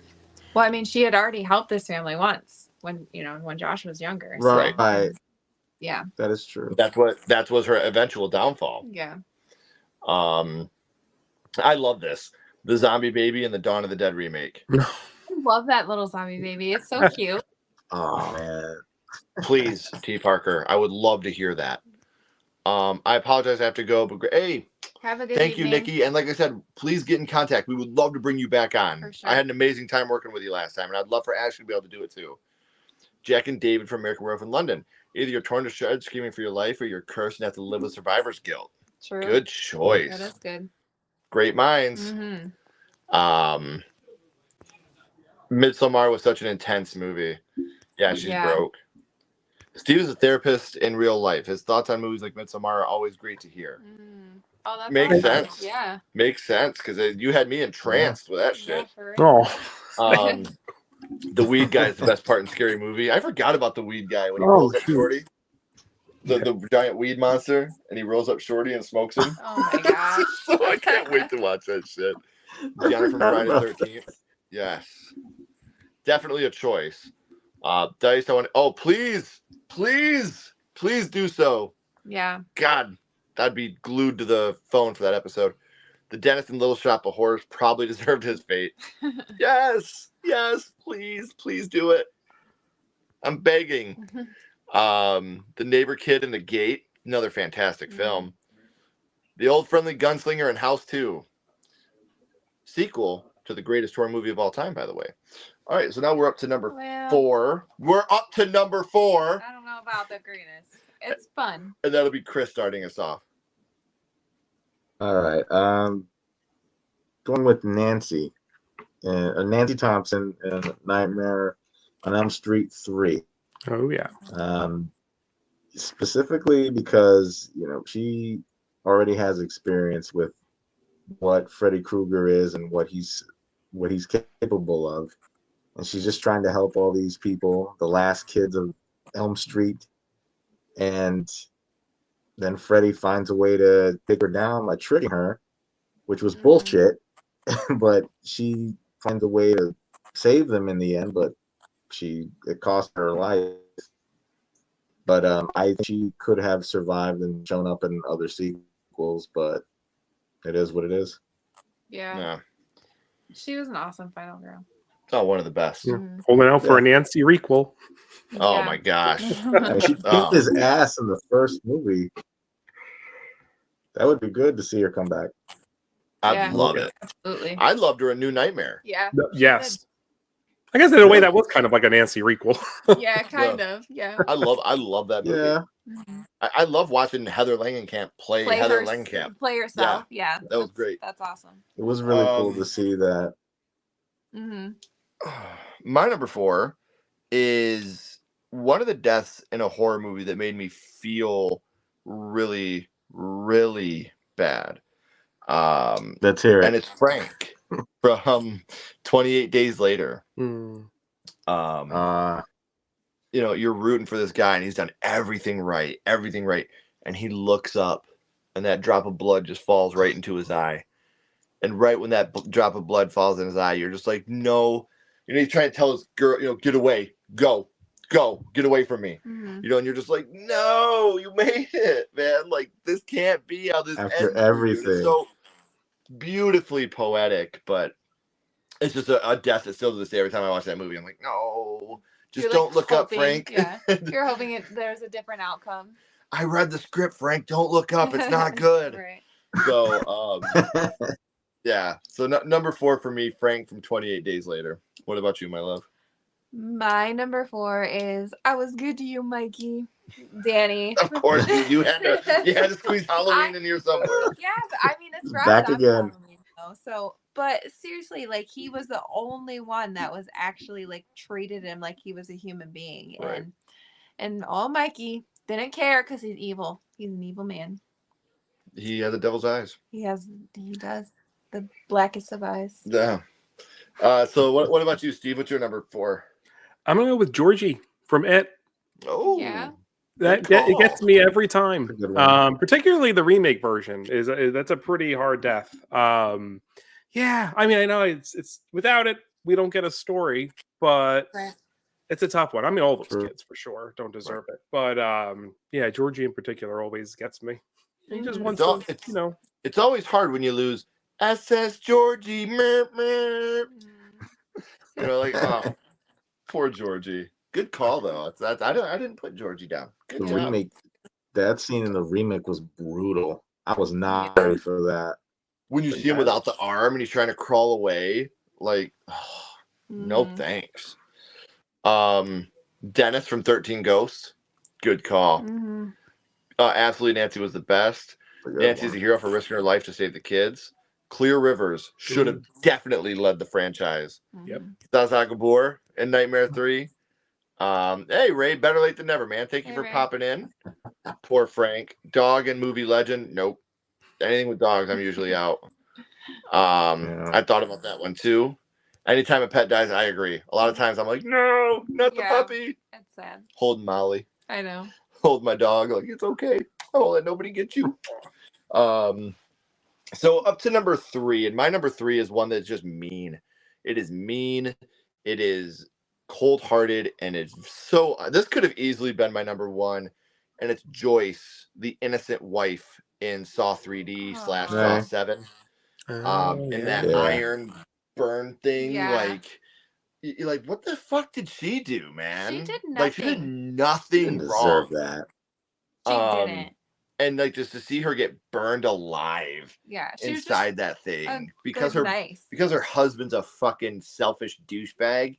Like, put him in that damn thing. She didn't do anything wrong. Like, his publicist and all them, like, they knew they were in on it. That's one thing. Yeah. I still don't think she they was deserved just to die. supportive of him. That's what she didn't know. Yeah. She didn't know that he lied about all that shit. So to kill her like that slow and painful, like, no, that was terrible. So poor Joyce. Yeah, I'm gonna go with Joyce at number 3 for me from Saw 7. Okay. My number 3 is Whitehurst from Chucky 3. You just feel so bad. Like, he's just a kid and like he's kind of like shy and like keeps to himself and like is always bullied and picked on. And then he kind of like, Whitehurst. I was thinking Shelton for some reason. No, Whitehurst.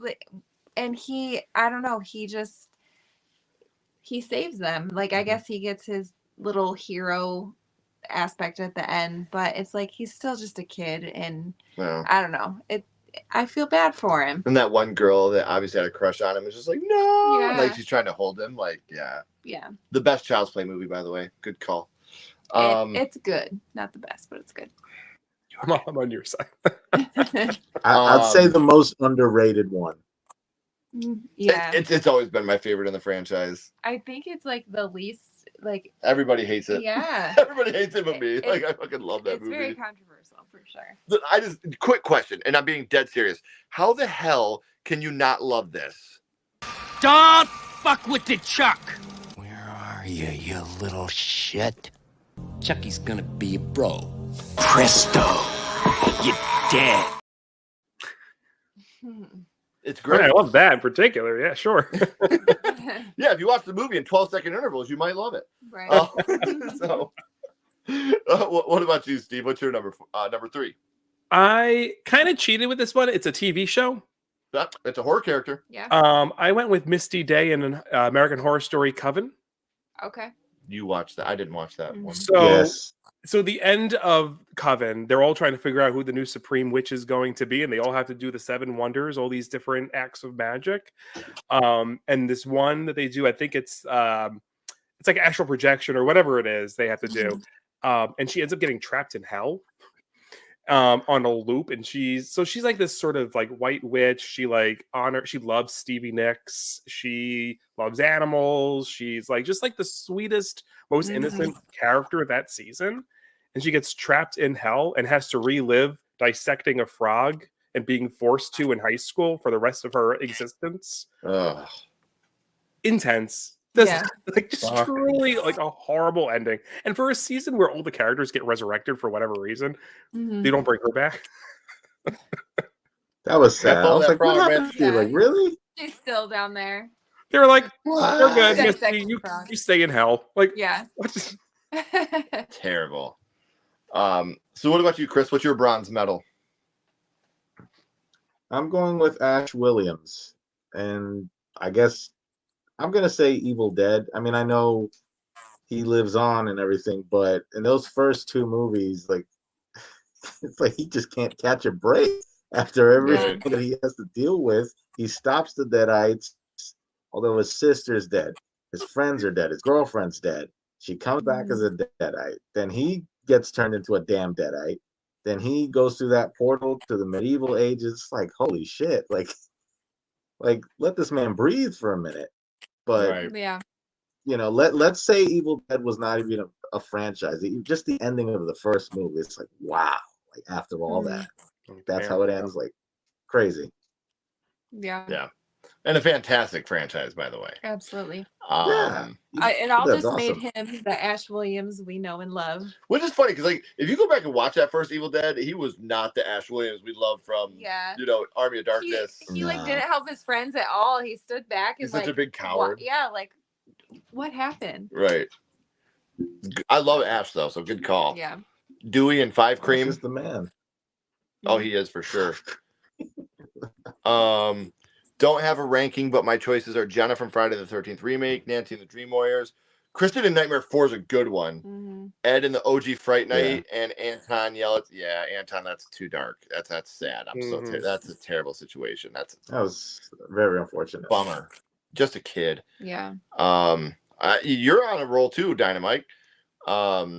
Dewey, Justin, Jesse and Grady from Nightmare 2. Having to be slowly possessed by Freddy is one thing, but killing your friend and seeing his body is a completely another thing. Yeah. Thanks everyone for those likes. Means a lot to the channel and so close to 5K. We're like 150 away from 5,000. Not counting. Yeah, we're not counting or anything, but I think we're like 159. Yeah. But whatever. Wow. We're excited for it. So thank you guys for all your continued support. Thank you. Paul Draws agrees with you on Whitehurst. Artex. Don't even get me started on Aww. What's sad about that is, he the horse died. He died in real life. Yeah. There was a malfunction on the elevator thing, and it killed the horse in real life. Well, that I actually did not know. During filming of the Neverending Story. Holy shit, that's horrible. He actually drowned. Yeah, the horse actually drowned because of a malfunction in the thing. So that makes it even like sadder. Yeah, so when you're watching, he's like, Artex. The horse is like, dude. Yeah, like seriously, help me. Who the fuck is Artex? Get me out of here. Terrible. They changed some laws because of that. Jeez. Yeah. Misty, she just wanted to listen to Stevie Nicks. Oh. That's all she wanted. That Love the Skeleton Key. Gary Jenner. Every director saw this movie and was like, yeah, let's kill off Justin Long in the most awful way possible. The Kid and the Quick and the Dead. I was just about to say Grady as well. Great minds. Brontosaurus in Jurassic World Fallen Kingdom. Yes. I love that one. The Black Phone, his friend, the one that always stuck up for Finney. Yeah. My number one is the cheerleader in Death Proof. She gets pimped out by her friends just so they can go on a joyride in a car. We're supposed to root for these chicks. Yeah, I know. Hey, but what's up, Jake? Haven't seen you in a little bit. Nice to see you, my friend. I'll throw another controversial one. Evil Ed from Fright Night. Yeah. You're so cool, Brewster. 5K, let's go. No, I love the photo of the new puppy. I love it. Beat you to it, Dice. Yes, go to 5K. Let's do it. Another level of childhood trauma. I know, I'm sorry. Sorry, guys. Got everybody else sad now. Yes, let's get them to 5K, everybody, please. We would love it so much. It would mean the world. We're up to number 2 now, and that'll be My Beautiful Bride starting us off. You have already talked about this one, but it's been from Night of the Living Dead, and either one, like you said. Yeah. But, which one? Yeah, yes. Both. Yes. Both. Neither one of them deserve their fate. I mean, but I think I guess the OG one, he made it through the night. Like right.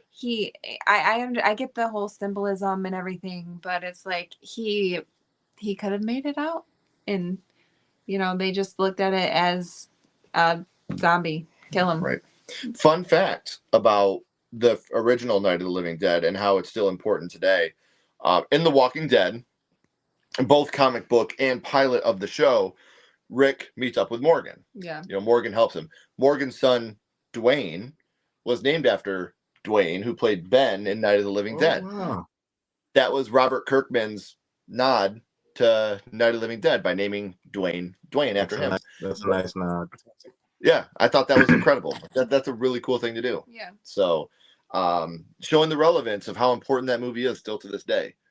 Zombies, walkers, everything like that. It exploded when The Walking Dead came back. And again, I'm excited for the ones that live. Yeah. We fell off The Walking Dead when they killed my boy Carl Papa. But we got to check out the ones that live. For like 8 seasons. We would have parties every Sunday. Yeah, like literally, we were And like diehards. People would come over and watch, and then we just when they killed Carl, I couldn't do it anymore. Yeah. I was like, "There's no way." It's hard. I'm not like Completely a comic purist. understandable. I've been reading the comics since issue 1. I've got a whole long box full of Walking Dead comics over here, and I couldn't do it anymore. I was like, "Not Carl." And what made it even sadder is Chandler Riggs declined going to college at another place so he could stay in Georgia. He moved his whole life. Moved his whole life there, and then they're like, we're gonna kill you off. Yeah, it's like you dicks. They kind of did him dirty. So yeah, fell off after that. But how about you, Steve? What's your number 2?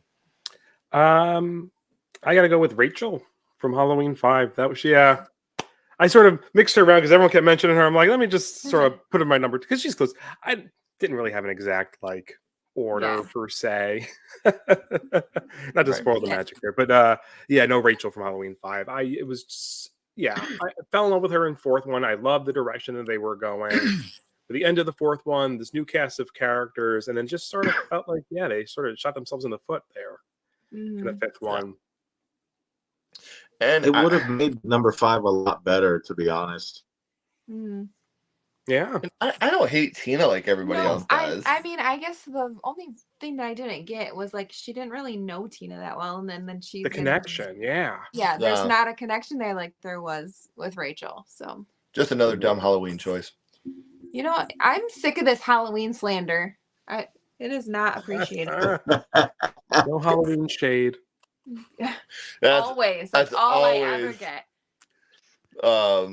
So all right, Chris, what's your number 2?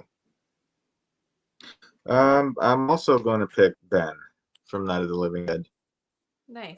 Because again, nobody knows what's going on. They're all trying to figure this out. There's people that are just eating you, and you gotta hide out in this house. Nobody knows anybody, and Ben is just trying to get everybody to work together, and it just seems like nobody really wants to except Tom. They're working together, and Cooper's not doing anything to help matters. And in the end, Ben was the last one standing until he goes up to the door, and that was awful. Yeah. Imagine being in a situation like that where you got these flesh-eating zombies attacking you in every direction, and the cellar. And even in the remake, the irony was that the cellar was the safest place. And if everybody had worked together, they all would have survived. But Ben did not deserve that at all. No. Yeah, and he made it through the night. Yeah. When morning comes, it's supposed to be. You're supposed to be good. Yeah, but nope. They just. And Tony Todd's performance was amazing. Yeah, Tony Todd did a fantastic job. Yeah. So he killed it. He was awesome in that one. Yeah. So good. So good. My number 2 got mentioned in the chat a while ago. And I'm not going to go too deep into this because if you haven't seen this movie, you need to watch this movie. It's our homie Woody from Summer of '84. Oh, yeah. Summer of I '84. can't believe I forgot about that one because that was like a jaw dropper. Like with Woody. Really? Yeah. Summer of '84 still has one of the endings that I think about all the time. Yeah. If you're a fan of The Goonies, Stranger Things, you will love Summer of '84. You will love it. It just reminds me of being a kid. It does. Like the good old days when you could ride your bike around town and it's a fantastic film, fantastically made movie. The kid actors are all phenomenal. And any of the kid actors I could have put on this list, any single one of them. But there's something really special about Woody in the film, and you really gain a connection to Woody. And this movie does not have a happy ending. Yeah, I think they develop him really well, and like you feel for him because of his life, his home life. Yeah, his home life isn't great, but I can't recommend enough, guys. It's on Prime or Shudder, one of the two. I think it's on. Is it on both? I watched it on Prime when it first came out. I think. Yeah. So people in the chat, our amazing friends on the panel, if you haven't seen Summer of '84, it's brilliant. Brilliant movie. I've seen it once, but I do remember the ending. Yeah. I think this is a movie that you don't forget. If you forget other things about it, sure, you won't forget the ending. I remember bits and pieces of that, and it was dark. Yeah, very dark ending. Loved it. Loved the bleakness. Yeah. Poor Woody. All right, so we'll catch up on the chat real quick before we give our number ones. I want to say Us, but I won't spoil it. We're spoiling stuff. If you want to say it, you can. Dick Halloran from The Shining. As everyone has already said, every time I'm always upset that he gets an axe to a chest. How come The Shining didn't work then? That was my thought. Yeah. Like, come on, man. How did you not know? It's been super windy here lately. Wanting spring. Oh, us too. Yeah. That's a good point. We had one. Always an event. We had one nice day. Yeah. And then it was cold and snowy the next. Jamie and Halloween 6. Ooh. How about anybody that had to be any part of Halloween 6? Stop it. You like Jason Goes to Hell. You really don't have any room to talk. I do like the producer's cut of that, though. Age 6 producer's cut. We've never seen I haven't seen the producer's cut. Yeah. I saw the original. I was like, I'm good. I don't know. It's just not for me. Because I think the scene that you showed actually isn't in the producer's cut. Yeah. They redid the whole ending. Yeah, the producers were like, "What?" Yeah, that's the theatrical ending. Yeah. Yeah. So that's all I've ever seen. I've never seen the producer's cut. But to be fair, I will play devil's advocate here. I fucking hated Rob Zombie's Halloween because I had only seen the director's cut with the terrible sexual assault. Oh yeah. Oh, I hate that shit so much. Yeah. Unnecessary. I hate it. Yeah. Because that's my trigger. I know some people's triggers are like the kids dying or the dogs dying, which I don't like those either. But the minute a sexual assault like that happens, I'm out. I'm done. The movie's over for me. I have no desire to continue watching. And then I watched the theatrical version, and I loved it. I was like, this movie's great. I think it's probably in my top 5 Halloween films, honestly. So I should do right by Halloween 6 and go back and watch the producer's cut. Yeah. Maybe once I'm healing up from this surgery and I have nothing else to do and just want to die, I'll put that on and make my pain a little worse. Dramatic. It's got like a subdued, almost like they thought it was a too subdued ending. It's a very sort of like low key gothic sort of open ending. It's really different than anything that they've ever done. I'm gonna have to check it out. I'm gonna have to just break down and finally watch it. Yeah. Sang Ha from Train to Busan started off heelish, but had a solid face turn before the demise. Totally agree. Love that movie. Ugh. No more of that, please. No more snow. No. Randy. Yep, we've had a couple Randys. Randy Meeks is my number 3. Didn't that true? Friggin' woodchuck or whatever see its shadow? Groundhog? Yeah, groundhog, not woodchuck. Oh boy. Ben was wrong in ways and right in others. Exactly. That's the thing about it. Ben was not perfect, but he was genuinely trying to do what was best for everybody. Yeah. The miss that y'all mentioned earlier is probably the most shocked and sad I've ever been watching a movie. Tony Todd scares the hell out of me. I will say this, and I'm not trying to do the name drop thing. We got to meet Tony one time. Yeah. And I walked up to him and he was like, "What's your name?" And I shook his hand. I was like, "It's Ken." And he was like, "Ken, I love your energy." And I was just like, I'm in love. Oh my God, I can die right now. This is amazing. Just like his, the way he talks. He was so kind. He's so smooth talking. He's a very kind man. He shook my hand and he said, "What's your name?" I said, "Ken." He said, "Ken, I love your energy." And I was like, I was like, that's actually mine. Everybody I met today, I was like, "Hi, I'm Ken. I have good energy. How you doing?" Tony Todd said so. He's like a gentle giant. Yeah, he is. He really is. He's huge. I didn't realize how tall he was. Yeah, you have to look up at him. And you're right. He's a gentle giant. He's a sweetheart. Just watched Summer of '84 the other day. Loved it. Oh, Tatum once again doing the Lord's work. Please, guys, if you haven't subscribed to Sledgehammer Horror, please do so. But more importantly, make sure you're subscribing to our panelists. They're both absolutely amazing. Voices from the Mausoleum. You guys know Angel. She's great. Steve is co-hosting with her now, and the show has gone up in quality, not because Angel was not good, but just because of how good Steve is. He adds to that amazing dynamic. So please make sure you're checking that out. And Chris has been a friend of ours for a long time. I had him on my first horror movie probably 3 years ago, and we've been homies ever since. Yeah. So please make sure you're subscribing to their channels and showing them love. Yeah, the ending really is terrible. Great 80s slasher vibes, one of my favorites. Instant classic. We need a... Ashley's always saying summer of 94. Give it 10 years in the future. 10 years when he's an adult, you know. Shudder. It is Shudder. Because if you know how it ends, they definitely could. Yeah, they could definitely do it 10 years in the future because you're always going to be looking over your shoulder. Yeah. Annie Brack from Halloween 2. That was one of the best parts of that movie. Yeah. Brad Dourif in that moment. Yeah, he kills those kind of movies anyway. So hard in that moment. Fearless and unapologetic ending. Bernadette from Candyman. Yes. Helen, obviously a contender, but Bernadette was collateral damage, which makes her death pointless. I would watch H6 anytime. Thank you. Thank you. Thank you. We were having fun. No, we weren't. We were just having a good time. Now we are. I would watch Halloween 6 before. I'm deleting. I would watch Halloween 6 before I would watch Jason Goes to Hell. Why are you the way that you are? Hold on, you're getting a double one. Bite my shiny metal ass.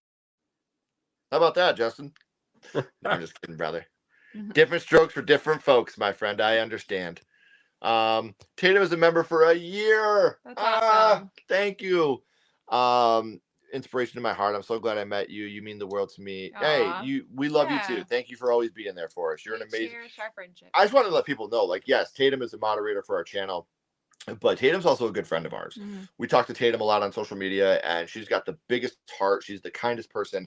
She's always putting everybody else above herself, not only through this, but in her personal life too. She puts everybody above herself, and she's a great person. She's an amazing friend, and Ash and I are both very, very glad, Tatum, that you are a part of our life. Take out the Sledgehammer horror stuff. Ken Sledge, Ashley Sledge, we are glad to have you in our life. Yeah, absolutely. I almost said your real name. I almost did, but I didn't. I prefer the producer's cut, especially the different scare, having a plot that makes sense, and having more Loomis. I'm going to break down and do it, guys. I promise. More Loomis. Hey, Dynamite, thank you so much. We had an amazing time talking to you as well. It really means the world to have you guys show out and show up like this. But while we're, that's another donation. So let's talk about some refried beans for a little bit. Man, I never understood that, man. Why the fuck you gonna refry some beans, man? Why not just fry that shit right the first time and get out? Oh my gosh. I fucking love Tales from the Hood. Tony Todd has the most iconic voice. He does. It's like soothing. Love Tony Todd as Venom in Spider-Man 2. Did he do the voice? For the video game. Oh, the video game. I was thrown off. If Tony Todd, I would include that on my resume. Yes, that is sick, Dice. That is sick. Your hat on. How about the final? Yeah, that's a great one. Yeah, that's my favorite Final Destination movie, Ray. So good call. Didn't see that one coming. Yeah. Tony Todd's voice could soothe the lock off a chastity belt. For real. Oh, speaking of which, the prince, the king from Robin Hood Men in Tights passed away. Oh, really? Oh, yeah. Yeah, when I see the chastity belt, it made me think of Robin Hood Men in Tights. Yeah. That guy was great in that movie. Great comedian all around, but that's his role that always stuck with me the most. Jamie Lloyd is a good choice for sure. Terrorized as a kid. Everyone she loved dies. She's abducted by a cult. She gets knocked up by her uncle. Then she's thrown into a thresher. Yeah, it's a lot of bad all rolled into one. That's a lot of trauma. Yeah. Agree with Tony. Oh, thanks, Dynamite. Thank you. That means a lot. Oh, 13 months. Thank you. No bashing. Jason Goes to Hell here. Y'all are on thin ice. Fan club represent. That's right, my friend. I will skate around on that thin ice. Therapy isn't a scam, I believe. Tatum is an awesome and sweet person. Makes me feel welcome every time. She is. Yeah. She really is. I'm sorry, Tatum. I seriously my bad. I bought the Candyman figure as soon as it came out. I think we have it, don't we? I got you that for Christmas. Yeah, I'll say I think we have it. Yeah. Me watching Jason Goes to Hell 90 minutes, I'll never get back. Just kidding. That would be Skinamarink. Okay. I'll agree with that. All right, guys. So now we're up to number one. But before we give our number one, we do want to remind everybody that next week it is Sledgehammer Horror Madness, our own March Madness style bracket with all our horror villains. These were all randomly drawn out of a hat. You can see the replay on Instagram, because I promise you, we would not have purposely put Evil Bong on there. We would not have purposely put Evil Bong's gonna win it all. Stitches the Clown on there. We did a list. This is a crazy. Yes, this is a crazy list. So I mean, I like the love for Ma. Like, that's great. Yeah. We took 100. I think it ended up being 127 horror characters. Wow. Put them all in a hat and randomly drew. And this is what we got this year. And this is what we got this year. This is what we do every year. So I saw the Wishmaster in there. What was it? I think I saw the Jinn from Wishmaster in there. Yes, Jinn from Wishmaster. Jinn made it. Yeah. So like I said, if you go on our social media or even on YouTube in our community tab, we put up the bracket in there so you can fill out your own bracket. Ashley and I'll fill out our own. We do not know each other's bracket. There is no right or wrong here.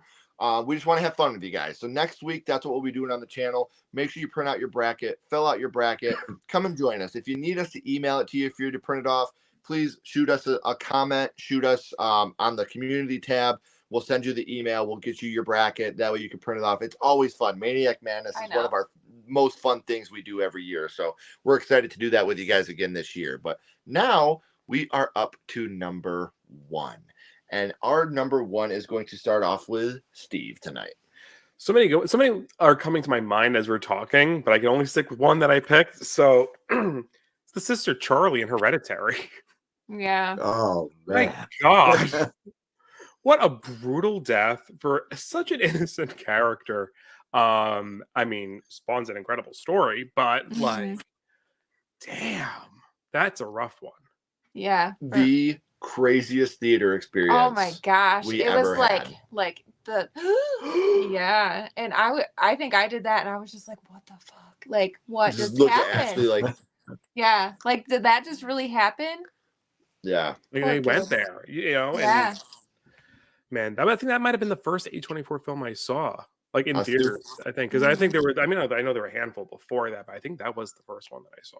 I still really want to see the Iron Claw. Yeah. Like, talk about A24 movies. I want to see that movie so bad. Is it streaming now? I think it's streaming now. We just need the time. Yeah. They're really branching out now, A24. They're doing a lot of wild stuff now. But yeah. I'd say they're very Hereditary put A24 on the map for sure. Yeah. Yeah. Absolutely. And for good reason. Toni Collette alone. Yeah. I mean, she's a bit of a gay icon in that movie. I think a lot of us have been practicing her monologue at the table. I am your mother. Yeah. She's just an icon. Like a Joan Crawford sort of should have monologue, won a bunch of awards. She should have won every award. Absolutely. She should have won an award for best score for that monologue because it was fucking rhythmic and beautiful and everything Toni Collette does, whether She's the best horror mom ever. I mean, you look at Fright Night, the remake. She was great in that. She was amazing in Hereditary. Oh, yeah, she was absolutely a knockout in The Sixth Sense. But not just horror. Look at like Little Miss Sunshine. Yeah. She's amazing in like everything she does. And it's criminal that she didn't get any type of recognition for her performance in Hereditary. It's horrible. 100%. Great choice with Charlie. What about you, Chris? All right, Ken, we're going back to Halloween 6. And my choice is Dr. Loomis in Halloween, The Curse of Michael Myers.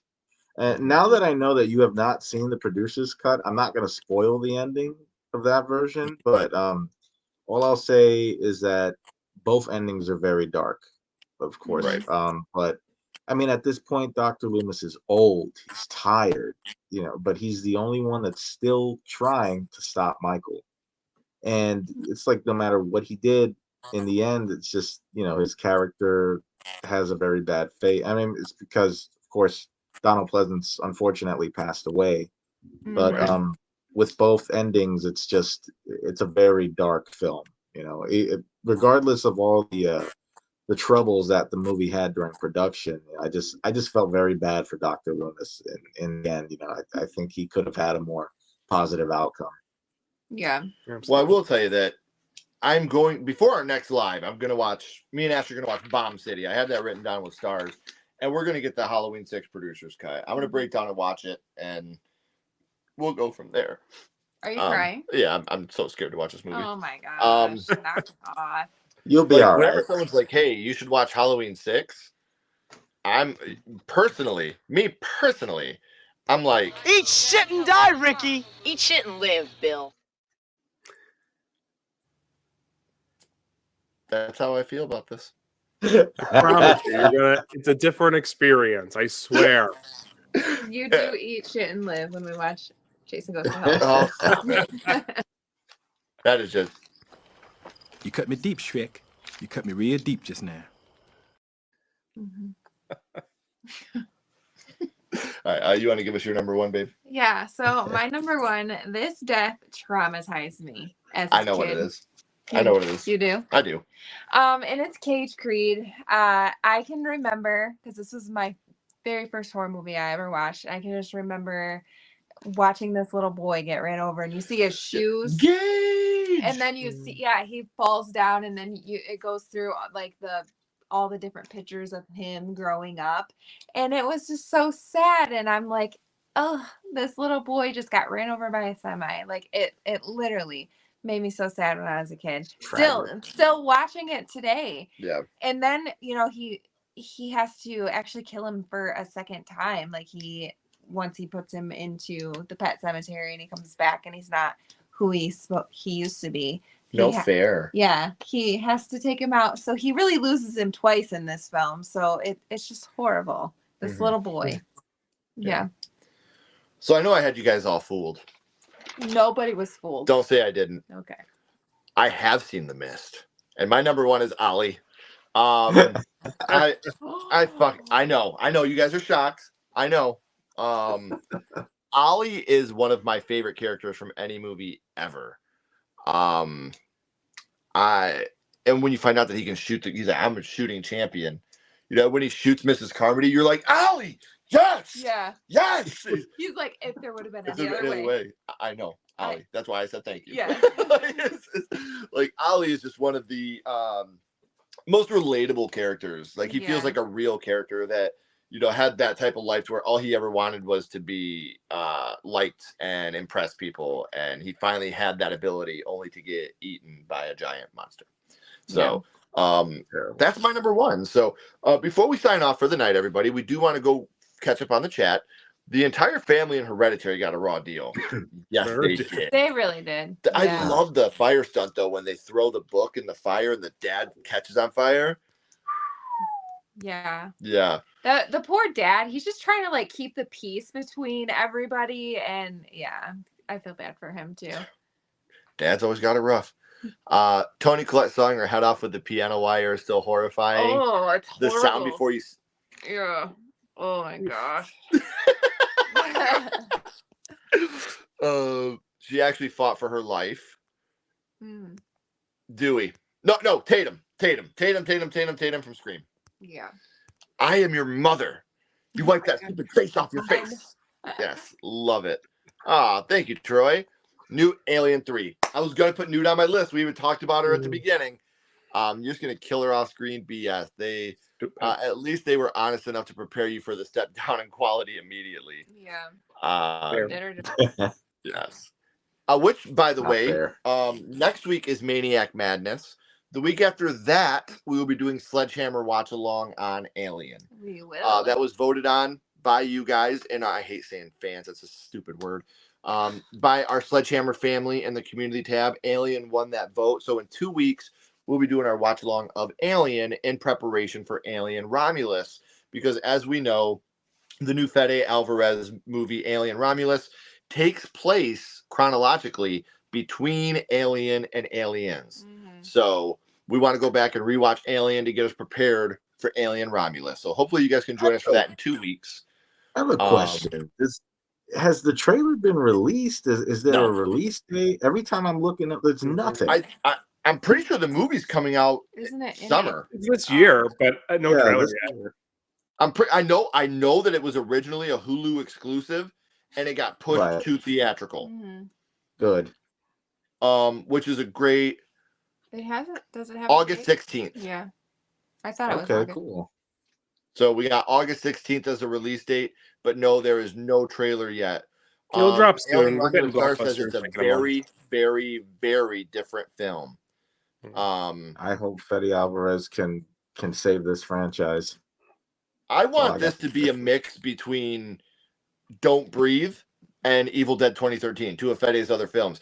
Give me the anxiety and the sneaking around moments of Don't Breathe, where you're literally holding your breath, with the gore and kills from Evil Dead 2013. That's what I'm hoping for. Yeah, that would be awesome. Yeah, I guess I'm looking for like what Prey did for like the Predator right. franchise. Because Ashley was never a huge fan of Predator. Then she watched Prey and was like, "We're watching them all." Yeah, like we're it going really back. did. Like it. I don't know. It helped me like. That's a good comparison. I hope that can be done for Aliens. Yeah, me too. And I hope that, much like Prey, because Prey is getting its own sequel now. Yeah. The sales for Predator and views for Predator on streaming went up astronomically after Prey. People that had never watched it were like, "Hey, let's go check this out." You know, so I'm hoping that, like you said, I hope that this does the same for Alien. Alien is one of the very few films that when Ashley and I do watch it, we still watch it on VHS, because this is a film that deserves to be watched dark and grainy. A 4K release of Alien, obviously we own a Blu-ray, but it's too light. It takes away from the fear. What's a VHS? Right. It's got it even worse. Tore the man's face off. Our kids don't even know what a VHS is. Yeah. It's sad. Ginger Snap's ending. Yeah, that one hit hard. Has anyone put the Hereditary speech to Mother by Meghan Trainor? I don't know what that is. The song? No, I don't think anyone's done a mashup. We need to, because I need to listen to that song first, apparently. Yeah. I didn't know it was a song, but we'll do it. That clip is me when someone tells me they love Jason Goes to Hell. So we're still doing this, huh? We are. We're still playing this game, huh? Clearly.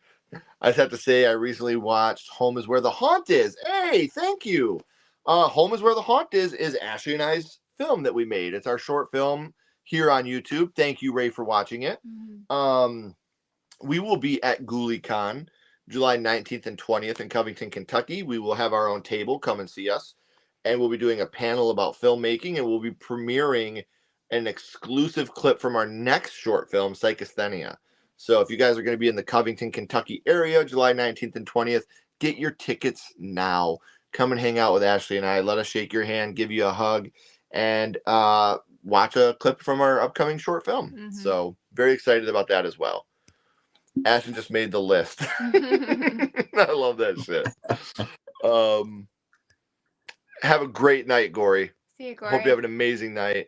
Tatum. Okay, I did get that right. Yeah. Next stream is Maniac Madness. Hope you guys can make it out. Can I ask what movie is that montage of the girl say? Oh, where is it at? I think I had to take it off. It was Perfectly Splendid. Oh, yeah. And it was from The Haunting of Bly Manor. I had to take it off because it just add a lot of new clips in there. And it was like the longest clip ever. Yes, it is August. The Iron Claw was really good, but bring your tissues. I cry at everything. So I kind of figured it was going to be like that. The ending of The Mist is heartless. I have problems with that movie, but mad respect for Darabont for that ending. He definitely went all out. He did. Aw, thank you, Tatum. Thanks, Tatum. We appreciate that. Let's get another new one in here.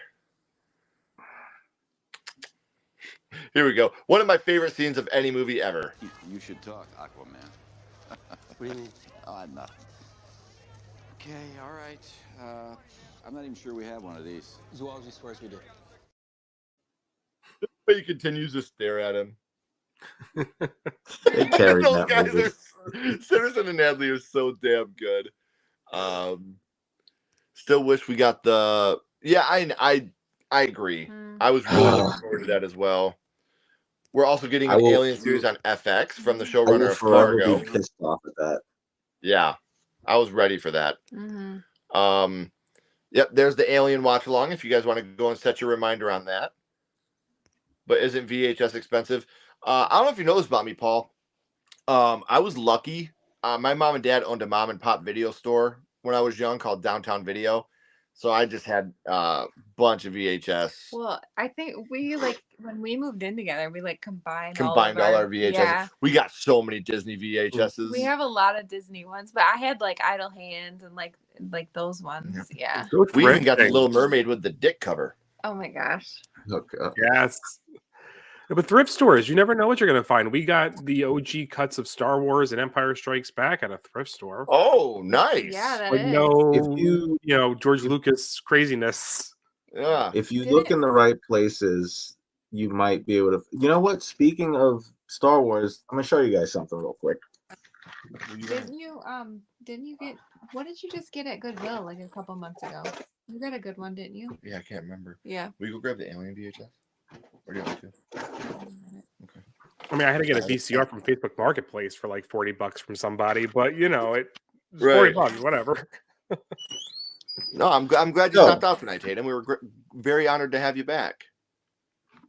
So I found this for $1.99, the Star Wars trilogy, the remastered one, and I was like, wow! Like, and when I was a kid, this is how I watched Star Wars. And no episodes, just the original. Yes, no changes, none of that. Do you remember in '97 when they redid the theatrical run for A New Hope, Empire Strikes Back, and Return of the Jedi? They released them all in succession in theater again, so you could watch them before Episode 1 came out. Yes, I remember that. Yeah, it was like a big deal because like that's how Star Wars was coming back in a huge way.